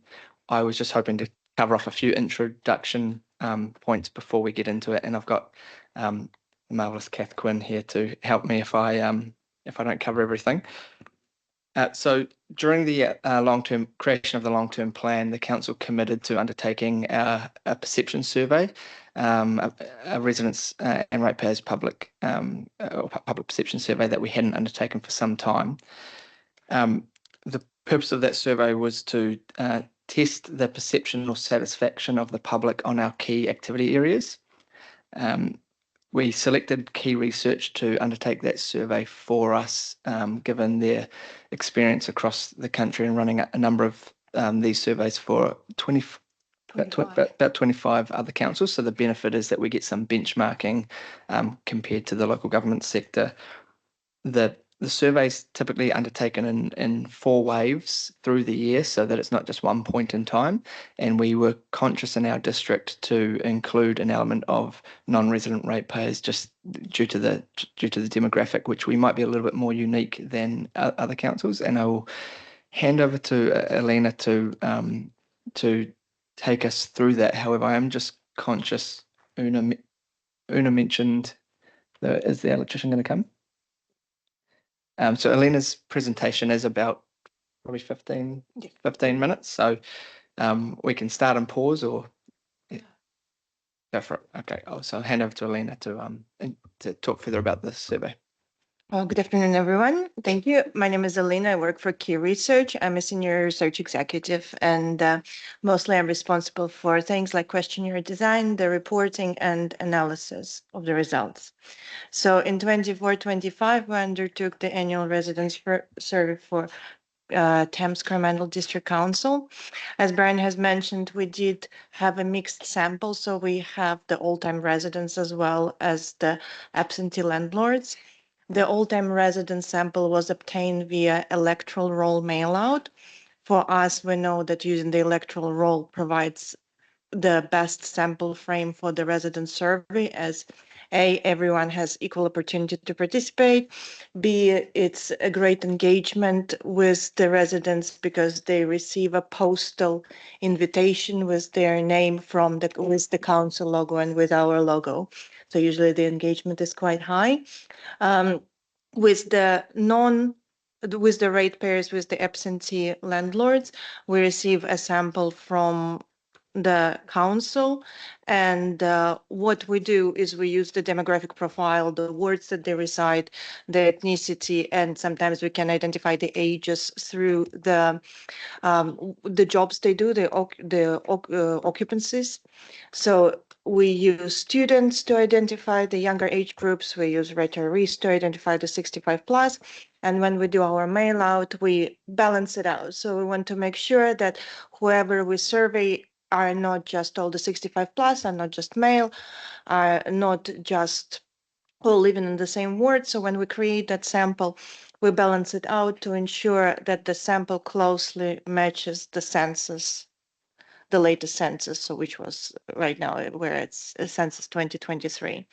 Now, at the end of the survey, after our sample is fully collected, we also do what we call weighting, just to ensure, even though the sample is really close to census, we wanted to make sure that it's exactly the same as census. So we weigh the sample back up. So if there is a little discrepancy, for example, we have 11%, but we needed to be at 12%, we weigh it up. So the results, when we're looking at the overall results, we're absolutely sure that it is what the district population would answer within the little margin of error. Now, as this is the first year and there is no historical data, so we might need a little bit more context to the results, because some of the results might seem a little lower, but at the same time, within the context, they're still relatively high. So those are the 4 main KPIs and our 4 main drivers of overall satisfaction. So we've got overall performance, how overall you're satisfied with what the council does and how it engages with the people and what you think personally about the council. The second is core service deliverables. So this is all what council does. That includes water management, waste management. It includes the outdoor facilities, the public facilities, the regulatory services. So these are all the services provided. The third one is reputation. That is quite interesting because it is purely the perception. So we look at the reputation as 4 main measures. One is perceived leadership. So how it affects the district, how it leads the residents or the communities. The second one is faith and trust. It means how much trust do you put into the council and the elected members to do the right thing for the district. The third one is the quality of services and facilities. So that's a little different from the core services. So I can say that, well, the water is great, but I don't like the way that water is delivered to my door. And the last one is financial management. So how are the funds and the budget and the rates are spent on? So, Your Worship, I was just wondering how you want to handle the presentation. Do you want us to pause at certain slides just for questions or questions at the end? I would imagine it would work for you if there were questions, people could ask them as we go. Yeah. Is that all right? Yeah. Through the chair. I'm interested in just the numbers that you have, because I see that the research was plus or minus 4.57 at 95%. What were the total number of respondents that you had for this? Was it around 500? So yes, it's 442 respondents. So 400, they create the sample of the all-time residents and 40 are the absentee landlords. And how was that broken down into the demographics of age groups? Because then you're starting to get down into quite small groups, aren't you? I can tell you. So that's so we've got it's 18%, and I'll tell you unweighted whatever the sample was collected. So it's 18% 18 to 40, it's 18% 41 to 55, it's 19% 56 to 64, and then you've got 45% of the 65 plus. That's almost number to number matching the census. So for example, census, we have 65 plus at 41%, we have collected 45. So we're weighing them down. So their voices are not as strong as 45, but as strong as 41. 56 to 64, the census gives us 18%, we have collected 19%. 41 to 55, census gives us 20%, we have collected 18%. So the numbers are very, very close. As for the age, they're even closer for the word. Do you have a supplementary question? No, I'll Councillor Rasmussen? Thank you. Now, it's a long time ago since I did my stat papers, but what I would have thought, if we got a sample that is sub 500 and we got all the subgroups that you're talking about, and then on top of that, we want to talk about wards and community boards, I get into my samples being so small that the reliability is beyond the plus minus 5%, the 95% threshold. So I'm very supportive of us doing this, because going out and asking our customers is actually one of the most important things we can do. And instead of going through all of these, we signed off on an annual report where we clearly have got work to do relative to how we're being perceived by our customers and ratepayers. Okay, so my question is here more about, with the experience you've had now, what are the areas of improvement that you could put forward, as opposed to just simply giving us these are the findings we found? I'd be much more interested in how can we improve on the process, because the reliability of your data at the moment, I have concerns about. Your worship, the one of the presentation is just to, from Elena, will be to give us the data as it is, and there is some benchmarking and some other specific questions by demographic, and maybe if we get through that, then we can. So there is also part of the presentation talking about opportunities and priorities, and also about the sample. So this is 400 is a very standard sample for the councils across New Zealand for data collection, because it's going from 400 to, let's say, 600, the margin of error does not decline. Even for the groups where you're looking between 8 and 13 for the smaller demographic profile, you would have to go to the sample of over 1,000 overall for that margin of error starting going down enough to look at those smaller demographic groups. So with this one, it is very important to look at this is just the first year. When you have more historical data that is put behind, you will be able to see the movements and the shifts. Councillor Hampton, you had a question? So this, the next slide before we get into a few nitty-gritty things. So this is a part of the benchmarking that shows Thames-Coromandel District Council's performance compared to 21 other councils across New Zealand. And within this one, you can look at the gray shows the average, the blue shows this council. As you can see with the gray, there are certain areas that generally, no matter how we look at them, they usually perform lower than the others, such as value for money. It always sits as one of the lowest measures across most of the KPIs.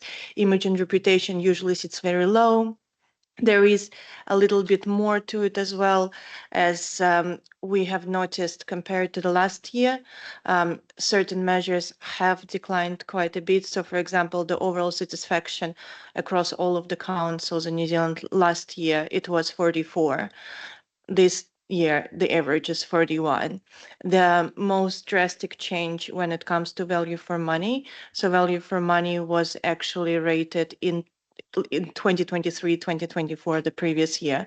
The average was at 33, while this year the average is at 29, where the Thames-Coromandel District Council is sitting right under the average, but not just hitting the minimum. And in here, we can see quite strong performance for the core service deliverables. So this is what most of the residents actually touch and experience, which is a very good win, because with the reputation and the value for money, it is a lot about perceptions, while something physical that people can go to or people use. It is something when there is a strong base, it is a good opportunity to promote and mitigate some of the risks with the reputation and value for money. Councillor Fleming, you have a question? Yes, thank you, Your Worship. Just to make sure that when you're referring to other councils, your report says that your baseline is 21 out of 67, right? So with that reference, you mean the 20 other councils to which we benchmark ourselves, but not all other councils? No. Okay, thank you. Now, this is where the core services, they come into play. As you can see, the performance for most of the core services is on average, right on average or above the average. In particular, the public facilities and the water management. So those two are some of the highest performing measures across the whole report. Also, when I had another read at this benchmarking report, Thames-Coromandel Council is actually the top performing council for the sealed urban roading across the 21 council, which is great. It's also either completely at the top or a few points below the top performer for reliability of sewage and water supply. So that's also, it's a win. Yes, you're not on the top, but you're only 2 points. And the top, there is a large gap before the average and even larger gap towards the bottom. The roading is both sealed and sealed in the maintenance. So this is almost the top performing council as well across the 21. So that's a good win. And quality of life. So we've got the highest measure at 85 and the lowest at the 42. And Thames-Coromandel has the quality of life at 79, which again, the more positive thoughts from the residents usually over the time produce more positive results. Now, for the very good news, so those are the measures that performed the highest. As you can see, it's again, so that core services focus. So you can see there is a good mix from the water facilities and rubbish and the waste management, which is always great to see when those things come at the top, especially with the infrastructure like water and the reliability of the supply. Now, for a little bit negative news. So those are actually the measures that perform the lowest, which is not quite surprising because they are normally the lowest performing measures for most of the councils because they are usually the pain points that residents are mentioning. With these ones, so we are showing the percentage right now in there as dissatisfied. So as for comparison, for the annual property rates, fair and reasonable, we've got 62% of residents who are dissatisfied and only 18% who are satisfied. For overall value for money, how much you get for your rates and your rates being fair and reasonable all combined. So there we've got 51% dissatisfied and only 21% of those satisfied. Now, when we dig into what actually drives our residents' overall satisfaction, what we do is we run analysis. It's a multiple regression analysis. So we take some of the measures and we see how much impact, how much influence they have on the overall measure. So, for example, people who usually rate 10 out of 10 this would rate 10 out of 10 this, and how strong is the connection between. So we use the core facilities as all of the broken down just to see the overall impact. We use image and reputation and value for money and consultation and engagement as the separate measures. So we do not combine them as one for the driver analysis so we can see what exactly impacts. And as you can see, so we've got image and reputation right on the very top and value for money right on the very top. When we get into it a little bit, what is it within the value for money and what is it within the image and reputation? So with the value for money, we do have fees and charges. And with the image and reputation, we do have the trust as one of the core ones. With this one, value for money is very closely related with the image and reputation because a part of it is obviously the financial management and how the rates are spent. Are they spent on the core services or are they spent on something else? With this one, we've got some verbatim comments that actually give us a clue and that point towards that there are a lot of residents who would like the all-time residents, who would like to see more improvements to the core services and focus on the core services rather than focusing on the tourism, while absentee landlords are quite happy with a lot of core service infrastructure because they've got less touch points with it. And to illustrate it better, we've got something to show. So the left chart shows where the all-time residents are significantly more satisfied, and those are the largest difference, the top ones, with some of the measures compared to absentee landlords.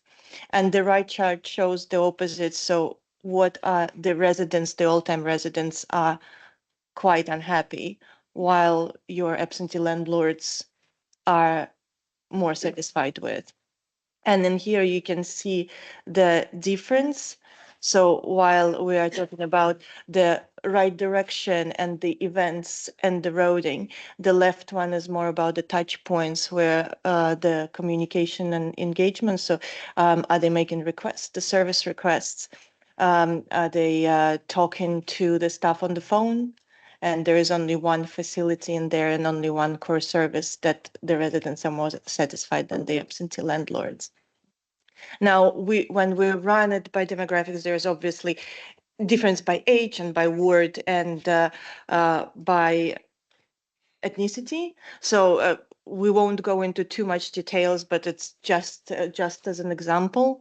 So obviously your younger age group, for them, it is harder to do the inquiry than for the older generation. We also had a look, and the older generation prefer making their inquiry requests in person in the office, while the younger age group prefers the phone. Now, Maori, non-Maori, that's quite telling. So that one was one with the largest difference, and obviously between the words. So those are not. There are more differences, and they are identified throughout the full report that is available to everyone. So you can open any measure, and every measure would have the rundown of this measure by all of the demographics that we analyze it by. Now, we also, oh, yes.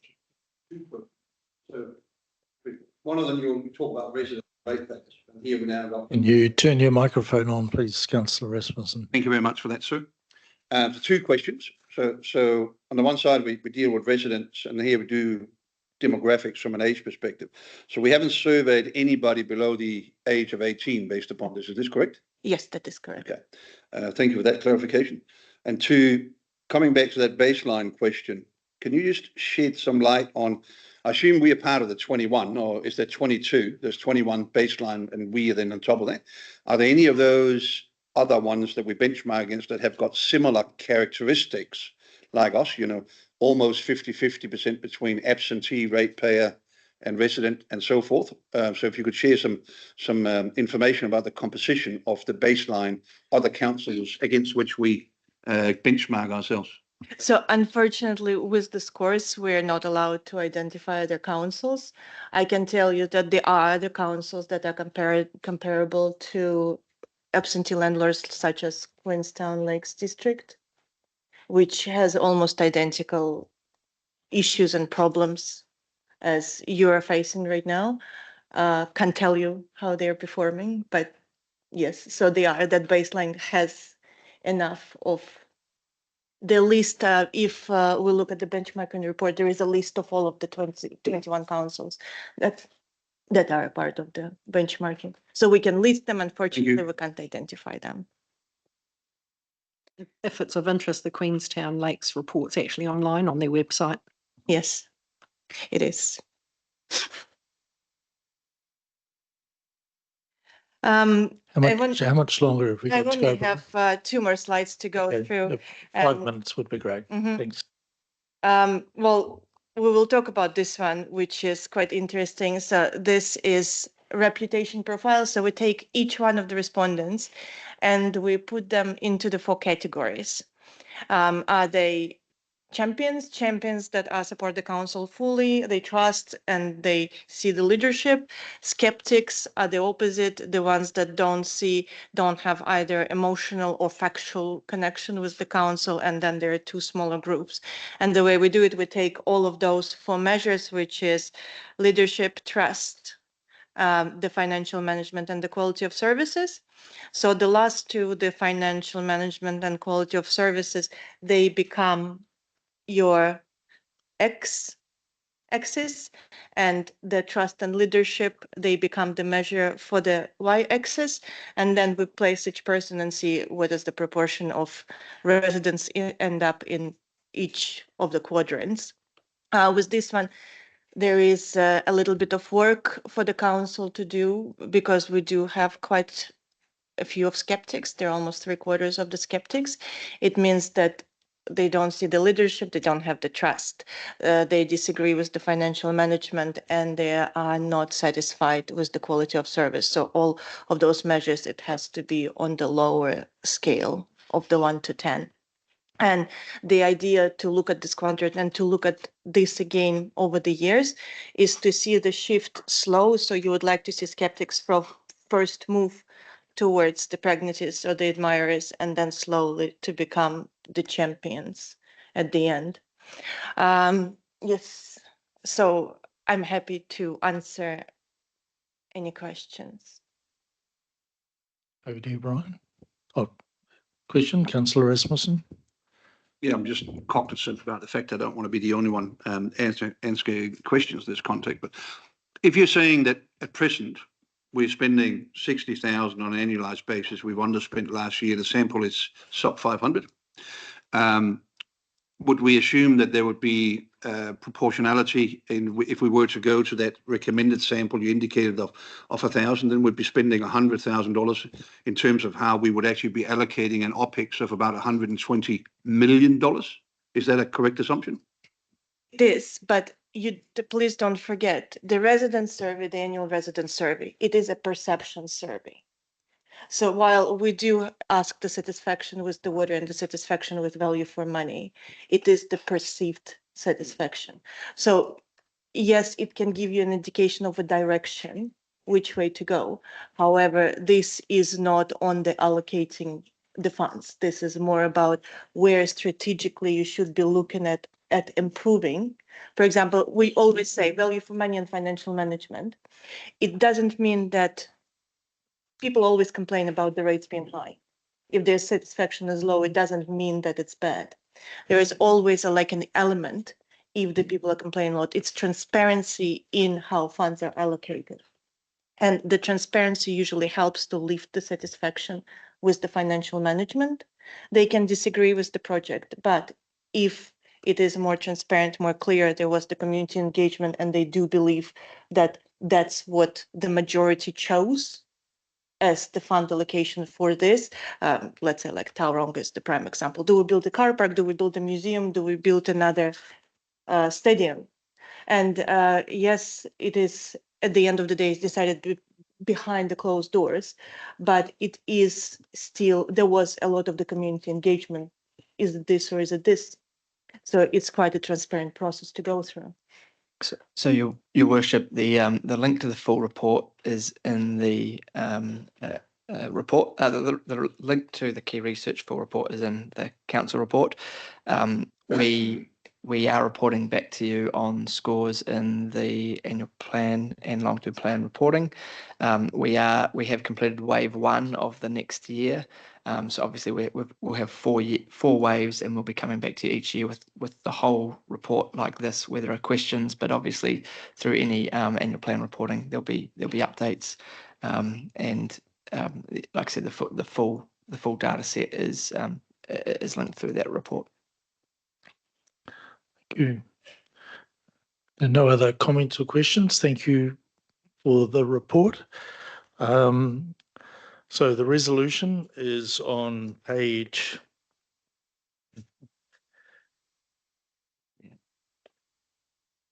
58.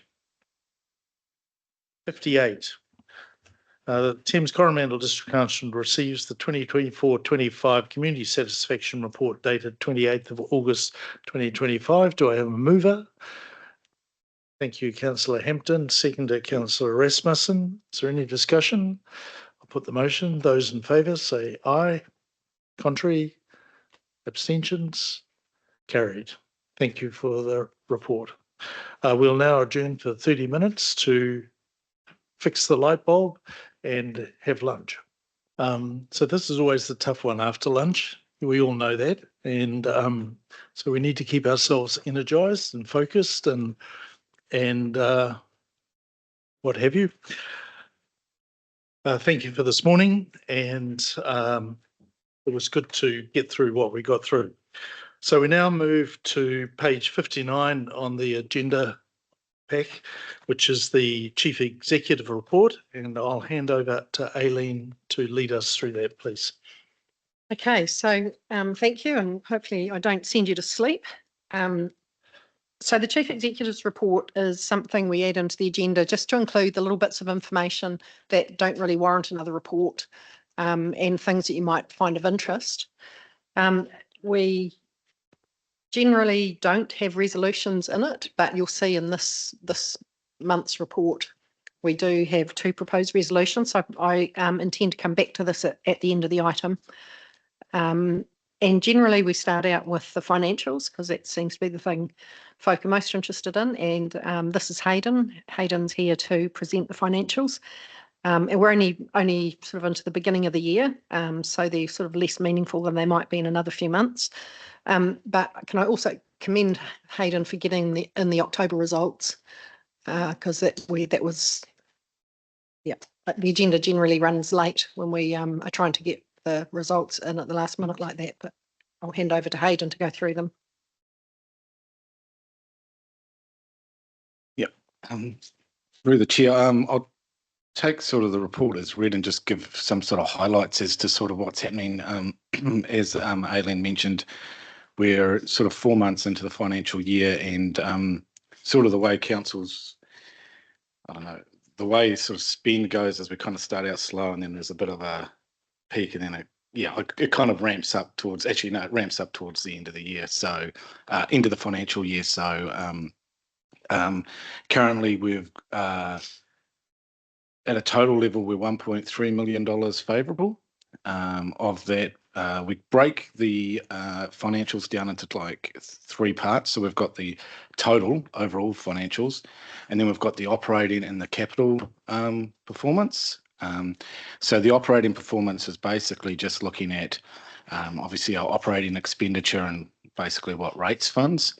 The capital funding is tied to revenue that comes in that's entirely tied to capital. So it is like things like development contributions or subsidies or cost contributions that'll go against a capital project. So yeah, we kind of split those 2 out so that I guess the main reason for that is to kind of keep a good focus on both areas, but the operating performance really makes sure that we're sort of tracking to what we've rated. Currently, the materially unfavourable sort of areas are related to some of our grant payments and our service agreement payments that we've paid up front, but they've been budgeted over 12 months. So that's one thing we'll do in the October reforecast is we'll phase those better so that those timing differences are no longer there. The other area is IT. They've some of their expenditures sort of been front-ended. And chargeable hours. So currently we're seeing a lower number of chargeable hours than sort of we've got budgeted. But as the capital projects ramp up, we expect more project management time to be put to those capital projects. So the chargeable hours is basically where we're able to capitalise time against a project, and so it basically offsets in some way the salaries that are tied to those project managers, because they're then capitalised, they're put against the project and spread over the life of that project. So it kind of spreads out the cost. Yeah, so capital funding, as I was mentioning, so that's unfavourable currently to budget, and that's tied to development contributions, and which is lower than sort of, we just got less, we're having less sort of subdivision activity coming through than we sort of were expecting. And capital subsidies around roading, which is all tied to the some of the storm event projects. And once they kick in, we should see that sort of come back on track. So yeah, we'll probably just need to monitor both those areas, but there's not a lot you can do sort of in the development contribution space. The development sort of, they happen when they happen. So yeah, hopefully we see a bit of an uptake there. Year-to-date capital expenditures 13.8 million versus year-to-date annual plan out of cycle and carry forward budget of 16.4. So it's not terribly off, and hopefully, as I was saying, it'll start to catch up over the next few months. Our rates debtors are on track, and our borrowing is our borrowing is within all of our limits. So, yeah, happy to take any questions. Thanks, Hayden. When we ask questions, if it makes sense, can we just refer to the page that we're looking at so that people online and people around the room can be on understanding where the questions are coming from? So I'll just open it up. Councillor Rasmussen. Thank you for that, Hayden. So I'm on page 69. Yeah. And I'm really looking at the two, what I call activity-based revenue streams, so development contributions and other revenue, Yeah. which you've outlined that we year to date Yes. are down on. Yes. So, and we obviously talked about an 85% variation in development contribution. Right? We're expecting $1 million and we've had less than 200. Yeah. So that materiality of that activity-based revenue down, does that make you think and put forward recommendations to, therefore, because we expected the full year to look like this, we've now travelled a third of it, yeah. And therefore we should expect the adjustment, the variance, should be half or 60, but it's the thinking process, if you can outline that on specifically activity-based revenue. Yeah, so development contributions are really tricky because you could have one development come in June, and it could give you, for instance, $3 million worth of DCs, just the one. So the phasing of it is really difficult, because it all comes down to when the developer decides to, to lodge their consent or put in their consents. Yeah, I guess so. In that instance, DCs are quite hard to track. So what we do is we look at sort of historical performance in a sort of 7 or 8 year sort of window, so that we take out some of that sort of lumpiness. But in saying that, again, it really depends on the developments happening in the area and when they come through, really. Yeah. Supplementary question. Yes, I understand that, but obviously, if we're looking at a third true, we've done 160K, right? We're expecting 3 million for the year. Yeah. Right? And correlating what's happening in Brian's department and then your assessment, does that make you at this point in time rethink the $3 million? Or do you think that $3 million as a full year is still an achievable target? It definitely makes you rethink it because, we haven't got a lot in at the moment. But yes, we would be, we'd definitely be reviewing it and talking again. It comes down to when they decide to lodge their, consent. So we'd definitely be looking at it, and I would be concerned with it. I guess the way DCs work is though, they can be a bit lumpy. You can get a whole lot in 1 year and then not a lot in the next year. But the way we DC fund projects is that the DC component of that project is loan funded. So as those DCs come in, they pay down the loan. So 1 year you could pay off a whole lot, the next year you could pay off not as much, then the next year you could pay off a whole lot. It really takes into the loan funding helps take into account that lumpiness, I guess. But yes, we would definitely be. Councillor Hampton. Just on the DC contributions as well, and you mentioned that your predictions are based on historical perspective. Do you also look at what's in the pipeline in the way of developments? Yeah, we do sort of at a sort of high level look at what's in the pipeline.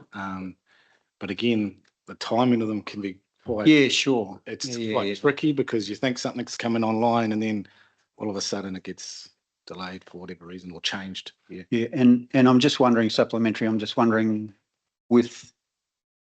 in relation to those expected subdivisions, whether that alerts you to, to have a look at what the blockages are or report. Yeah.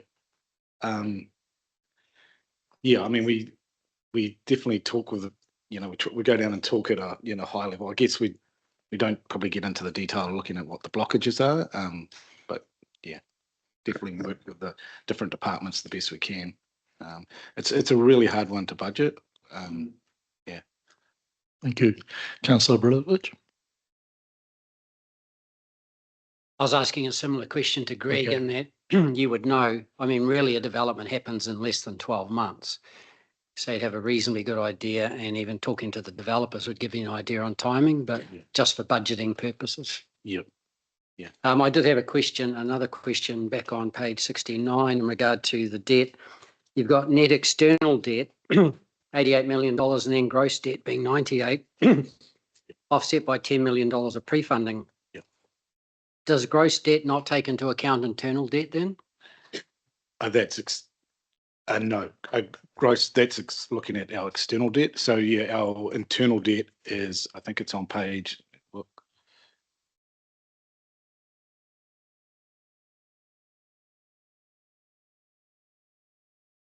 On the back page, it's about, I think, 200 million, from memory.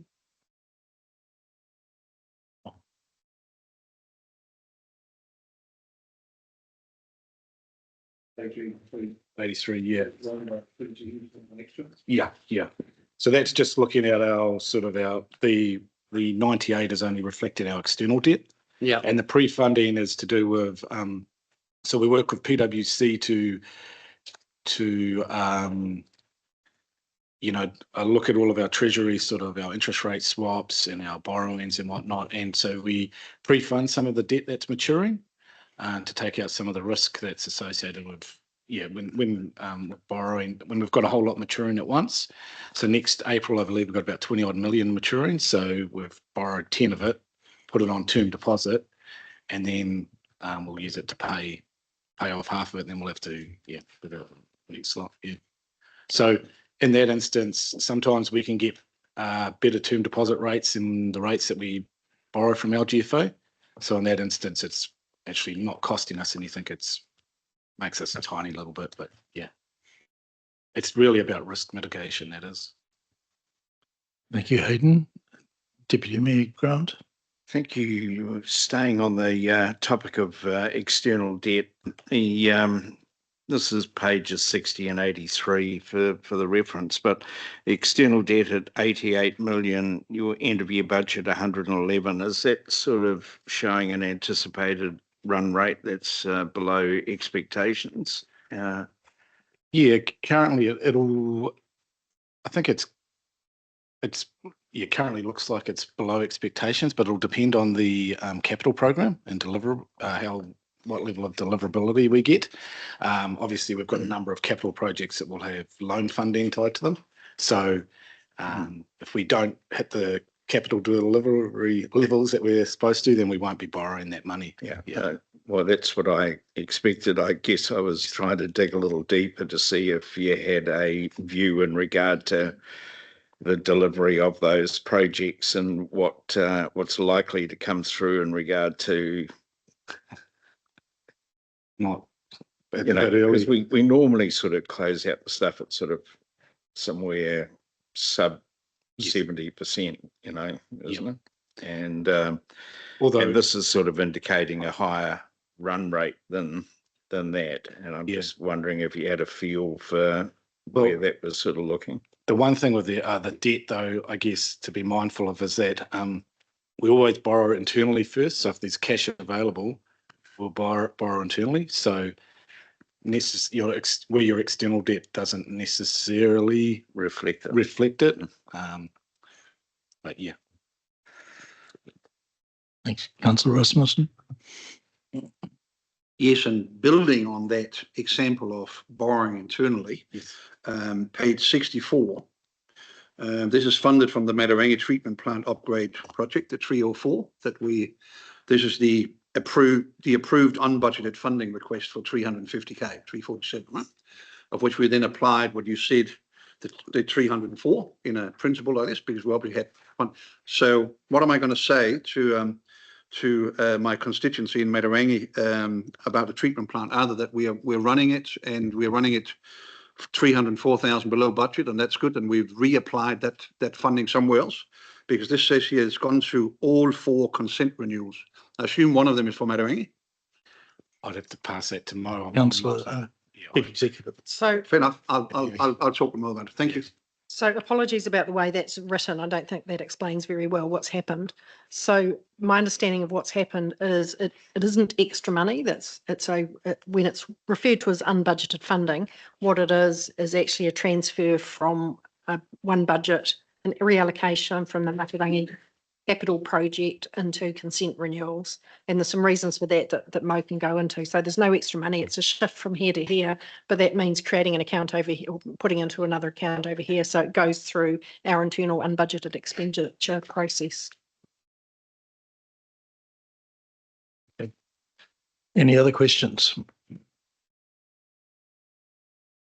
Okay, thank you. Back to you, Aileen. Yeah, so if you refer to page 61 of the report, we'll report this to you every 6 weeks. This is the incoming Lagoima requests.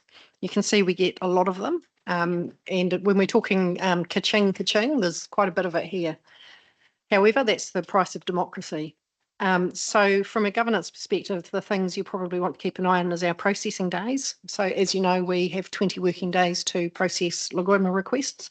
We do pretty well. I hear now and then somebody out there saying, oh, I don't want to do a Lagoima because staff hold on to it until it's day 20 before releasing it. You can see that's not true. Some simple things we can do really quickly, and some of the more complex things take a bit more time. Very occasionally we charge for our time in pulling the information together, but we operate under guidelines from the Office of the Auditor General, which are not very encouraging of councils to charge for information. You'll also note that where it is a company, we'll actually name them, but you'll see that where it's an individual, we've just titled it private individual. I have an ongoing debate with our legal team about this. In previous councils I've been in, we have named the requester, but in this council we have run into a bit of trouble with the Ombudsman when we've named a requester in the past. So our legal team say that we err on the side of caution and we don't name the individuals. The other thing you might like to keep an eye on is the sort of things that people are requesting. And typically there'll be requests for everything you know about this property, which generally means there's something personal going on. Sometimes you'll see some politics flowing through here, and other times you'll see the likes of the Taxpayers Union requesting all our financials for year X to compare us to other councils. So there's actually some really interesting things that come through that people are interested in what we do. Thank you. Deputy Mayor Grant. Does the naming of the individuals that are involved, so if we had a ratepayer association that was asking this, would we be naming the ratepayer association? We would. Okay, thank you. Councillor Smith, do you have a question? Yeah, thank you. Just regarding the Lagoima requests, some of these seem like pretty straightforward information that I would have expected should just be online and easy to find anyway. Page 61 was meeting minutes and agenda. And that was related to a seawall at Hahei, I think. I'm just curious to know, like, does every inquiry that comes through become a Lagoima, or is there, to save cost, is there a more efficient way of doing this so you can just refer people, have more of information available online and say, do your own homework, it's all there? There's a number of answers to that question. So firstly, the proactive release. We really do try to do proactive release where we think there's information that's going to be of interest to multiple people. That's a long-standing aspiration that we put a lot of resource into that because it will reduce this. The reality tends to be we're really quite focused here and we really do struggle to get the time to do kind of the proactive stuff. The other reason we might put it into, so any request that comes into the organisation, somebody asks me over lunch, could I have some information on whatever? That's under the Lagoima. When people ask you for a piece of information, that's under Lagoima as well. But that doesn't mean you resort immediately to putting it into a system. Sometimes, in fact, most of the times, it's a simple, here, I'll email you this, done, and it doesn't even enter the system. The system we use, it tends to be where things are complex, or there's some risk involved, or there's multiple teams involved in the response, and it's a way of tracking tracking to make sure that we've actually covered all the bases. There's a lot of risk around Lagoima. This is where we can go really badly wrong. So we have actually invested in the team here to make sure we're as good as we can be. We get quite a few where you've actually got to, there's risk around Privacy Act and commercial sensitivity. And often if it's a frontline staff member, they're probably not thinking too much about those things. So where we see those sorts of risks, it comes into the system so that somebody with expertise in the Privacy Act and commercial so on and so on can actually review that request before it leaves the organisation. So that's a rather long and winded answer to. Thank you. Yeah, I suppose I'm quite interested in this because it was a very big concern of many residents and ratepayers that we heard from during our campaign. And I still would be curious to know if we can make some improvements here, because the last item, council satisfaction survey, seemed to be underpinned by this sort of idea of trust and lack of transparency, and that was sort of pointed out. So I personally believe there's still work that could be done. I fully appreciate, issues around privacy and commercial sensitivity, but. So the trust and transparency are the reasons we do this.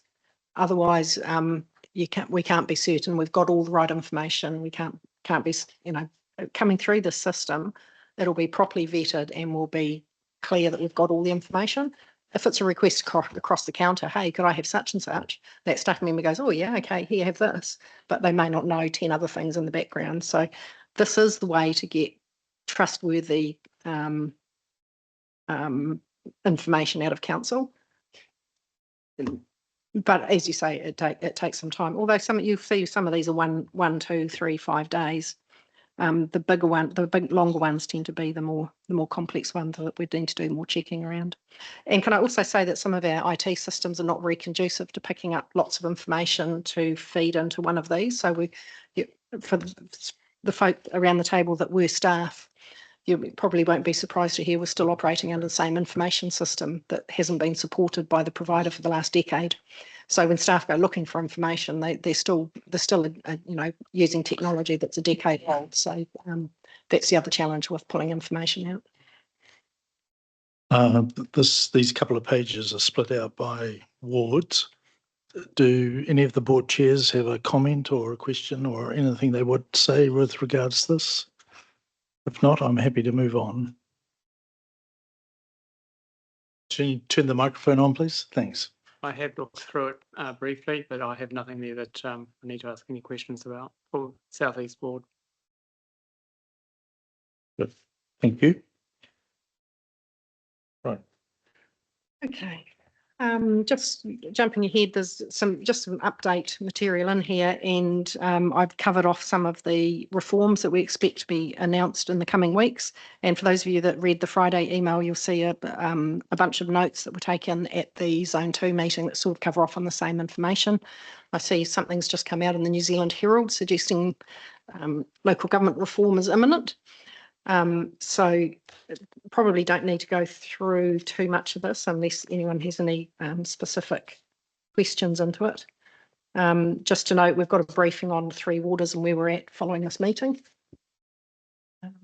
The Local Government Systems Improvement Bill, so that was reported back by the committee last night. So I spent my evening reading through the new legislation, which was most exciting. So they've made some amendments to what was initially proposed, just minor bits and pieces. We'll get our staff to report back in due course around what all of that means. And I'll probably just take questions if that's okay, and then deal with the two resolutions that are referred to on page 68, but refer back to the beginning of the report. Councillor Rasmussen.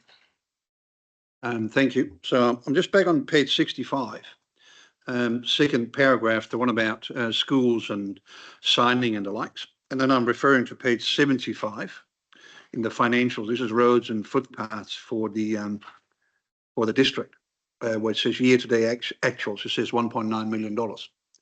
Are you able to put a quantum on what we think it will cost us to reverse the original speed signs that we did around the schools? So this is what you're referring to on page 65, I assume, but just sort of an indicative figure.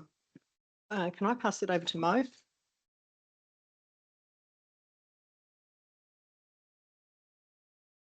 Yeah, Councillor Rasmussen, in relation to your query, it's not about reversing speed signs. We've got a $1.9 million capital program in this financial year to install reduced speed signs near schools. So we've started communicating with schools and we're planning to have all of the signage installed before 30 June. NZTA has already started installing their signs on the state highways in the districts and we are following suit. Thank you for that. Supplementary question. So it's $1.9 million capex. Is some of that NZTA funded? You know, Tiraringa School would be an example on it. It's on a state highway. Some of it is, there's still some debate around the quantum. Initially, they said they will not fund anything, but subsequent to pressure from local government across the country, they agreed to fund something. That dialogue is still going on. Supplementary question, and that's something. Are you able to quantify that, or just in rough figures? Is it 100,000 or is it 500,000 of the 1.9? Usually, the NZTA subsidy is 51%. But whether it's 51 or something less, it's difficult to say at this point. Thank you. Councillor Brozovic. Just while we're on that subject, I had it highlighted as well. 1.9 million. Do you know how many schools that's for? And it says in here that it's just on schools on district roads, not state highways. That's correct. We've got, I think off the top of my head, something like 23 schools in the district that fall within the council responsibilities. And there's 7 under NZTA, I think. And the debate with NZTA, is that about the type of signs we have to install? The type of signs we need to install, actually, NZTA has been really helpful. They've given us all their templates, their contracts, and a lot of details that we can use. The discussion is around the level of funding. Because that tells me it's around about, I don't know, $90,000 a school. That seems pretty expensive. Is this a legal requirement or is this $90,000 a school for signage, slow down school? If I could just add a little bit of background to it, it was because of the change that they had from fixed reduced speeds to variable speed signs, and the original specification was for digital signage, and that put the price up significantly. That was a directive from central government in regard to the costings. We had no second choice in that. So there's been a lot of lobbying go on to try and vary that, which has now happened. And I understand that we can now have non-digital signage that just indicates a reduced speed at different hours, but Mo would clarify that, I think. Yeah, thank you, Councillor Grant. You're spot on. When the budgets were set, that was the expectation from NZTA. It was all variable speed signs right through the district, but since then they've softened their stance, so it's more a case-by-case basis. And could I add to that, the directive from central government was an underfunded directive, so it falls on us as ratepayers.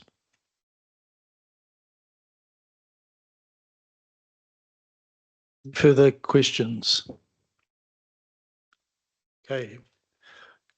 So if we turn to page 59, the recommendations. The Thames-Coromandel District Council receives the Chief Executive Report dated 6th of November 2025. The Thames-Coromandel District Council requests that the Chief Executive bring a report outlining options for transparency in relation to council meetings to the December 2025 council meeting, and the request the Chief Executive bring a report outlining options in relation to membership of Local Government New Zealand to the March 2026 council meeting. Do I have a mover for that? Councillor Rasmussen, and seconder, Deputy Mayor Grant. Is there any further discussion? There being none, I'll now move the motion that, as you have in front of you, all those in favour say aye. Contrary? Abstentions? Carried. Thank you. We now move to section 3.3 on page 85, the report that you've all been waiting for. Thank you, Councillor Rodley. So I'm going to assume, and I'll take the report as being read, but what I would just like to highlight there is I've tried to make it very clear what I see as the really critical things that are in front of us. And this is in response to what many of us around the council table talked to our constituents about that we wanted to see happen in this council. And so first, the half the rate increase projected for the LTP for 26-27 and to restore the voice of the communities. And that at the moment is where there is considerable effort going in. I would like to add that I was incredibly encouraged with the overall work that was done in the week where we established the community boards, and it was something that we were very keen to get in place with the chairs of those community boards. And getting to that point, from my point of view, was a significant milestone. Today, we've signed off the terms of reference for the standing committees, and we are it's these steps which are actually laying the foundation for us to charge ahead. On page 86, I want to call out again the meeting or the pōwhiri that we had at the Ngāti Maru Marais up in Kopu. And the impact of that continues to sit with me as I was explaining to Councillor Rodley and Councillor Barlow this morning. It's something that has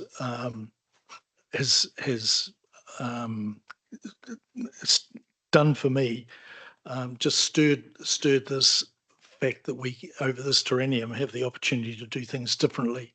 And as recently as last Thursday, I had a meeting with Wati Namane, the kamatua for Ngāti Maru, and the sense of open communication that he and I had was really, really encouraging. And I think there's an opportunity there for us to not necessarily reset, but certainly establish a really good way of working with that. I have had reports from Councillor Sinclair, Deputy Mayor John Grant and Councillor Barlow. You can read them there. But I'm just wondering, Councillor Sinclair, is there anything narrative you'd like to add to your comments there? Thank you. Deputy Mayor John Grant. Yes, I would. Two things. One is, first of all, I'd like to acknowledge the work that our Chief Executive has done on the national adaptation work. I think it has been really significant work, and we will see a lot about that. So from me, thank you for the effort that has gone into it. Just by way of positioning this, the meeting that we attended, the Minister, Simon Watts, spoke and made it abundantly clear that the days of an expectation of a government there to provide funding or bailouts in the event of significant natural disasters is over. The government doesn't have funding to be able to afford to do that. And the examples that I immediately come to mind are the money that was paid out to Canterbury and Kaikoura residents after the earthquake, and then the recent Auckland flood events that have occurred and in other places. The message loud and clear is that things are changing, the climate is changing, we need to adapt to that, and it is council's job largely to manage the adaptation for that, and those that are more proactive and do the work and prepare and submit their plans will probably get more favourable treatment than others.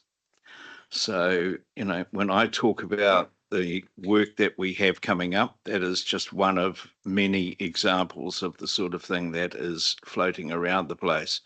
And the sooner we get in and do the work on it, the greater the opportunity. And I think we have a lot of opportunity because we have the uniqueness of 400 kilometres of coastline and spread communities that are exposed, and we need to really do that before it is forced on us, and that result will be even worse. So again, thank you, Aileen, and everybody be on alert. There's plenty to do. Thank you. And Councillor Barlow, is there any narrative you'd like to add to what you've written? The Chair, I think just agreeing with Councillor Grant, I mean, this is just a stepping stone for us. There's a lot of kaupapa out there for us as councillors to be a part of. It's not just a meet and greet. It's listening to our hapori, listening to our community, and trying to do something for them. So there's nothing else to add to that. Although I did forget a few things, but hey. It's a learning curve. Very good. Thank you.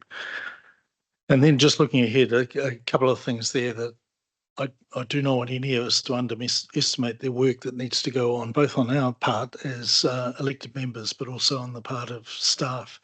Firstly, around the annual plan, and on Thursday, the councillors will begin to get the first real input, I guess,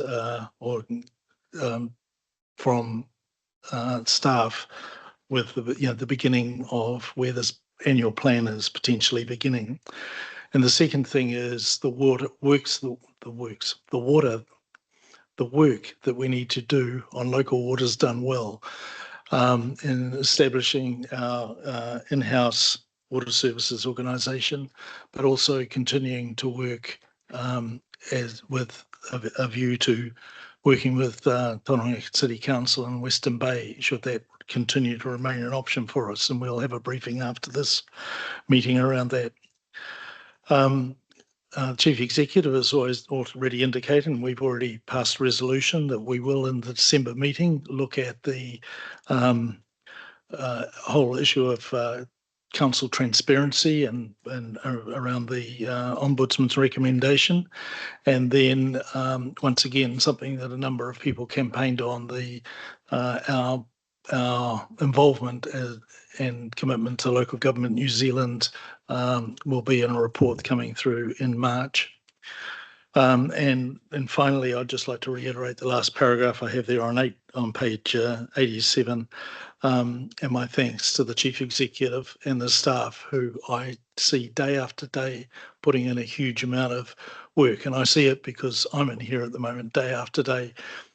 And I'd like to think I'm putting in a huge amount of work, but to see the work that they're doing, the discussions they're doing to try and put legs on the things that we see as important is much appreciated. So unless there's any discussion or questions around that, I would like to move that the Chief Executive's report be received. The Thames-Coromandel District Council received the Mayoral Report dated 18th of November 2025. Any discussion? Do I have a seconder? Thank you, Tony Brilovich. And I'll put it. All those in favour? Aye. Contrary? Abstentions? Carried. Thank you. Could I have a mover and seconder for Councillor Deputy John Grant? Seconder, Michael Barlow. Report to exclude the public, that the Thames-Coromandel District Council excludes the public from the following parts of the proceedings of this meeting, naming 4.1 Azimuth Estate Update. All those in favour? Contrary? Abstentions? Carried. Thank you. We will now move into public excluded.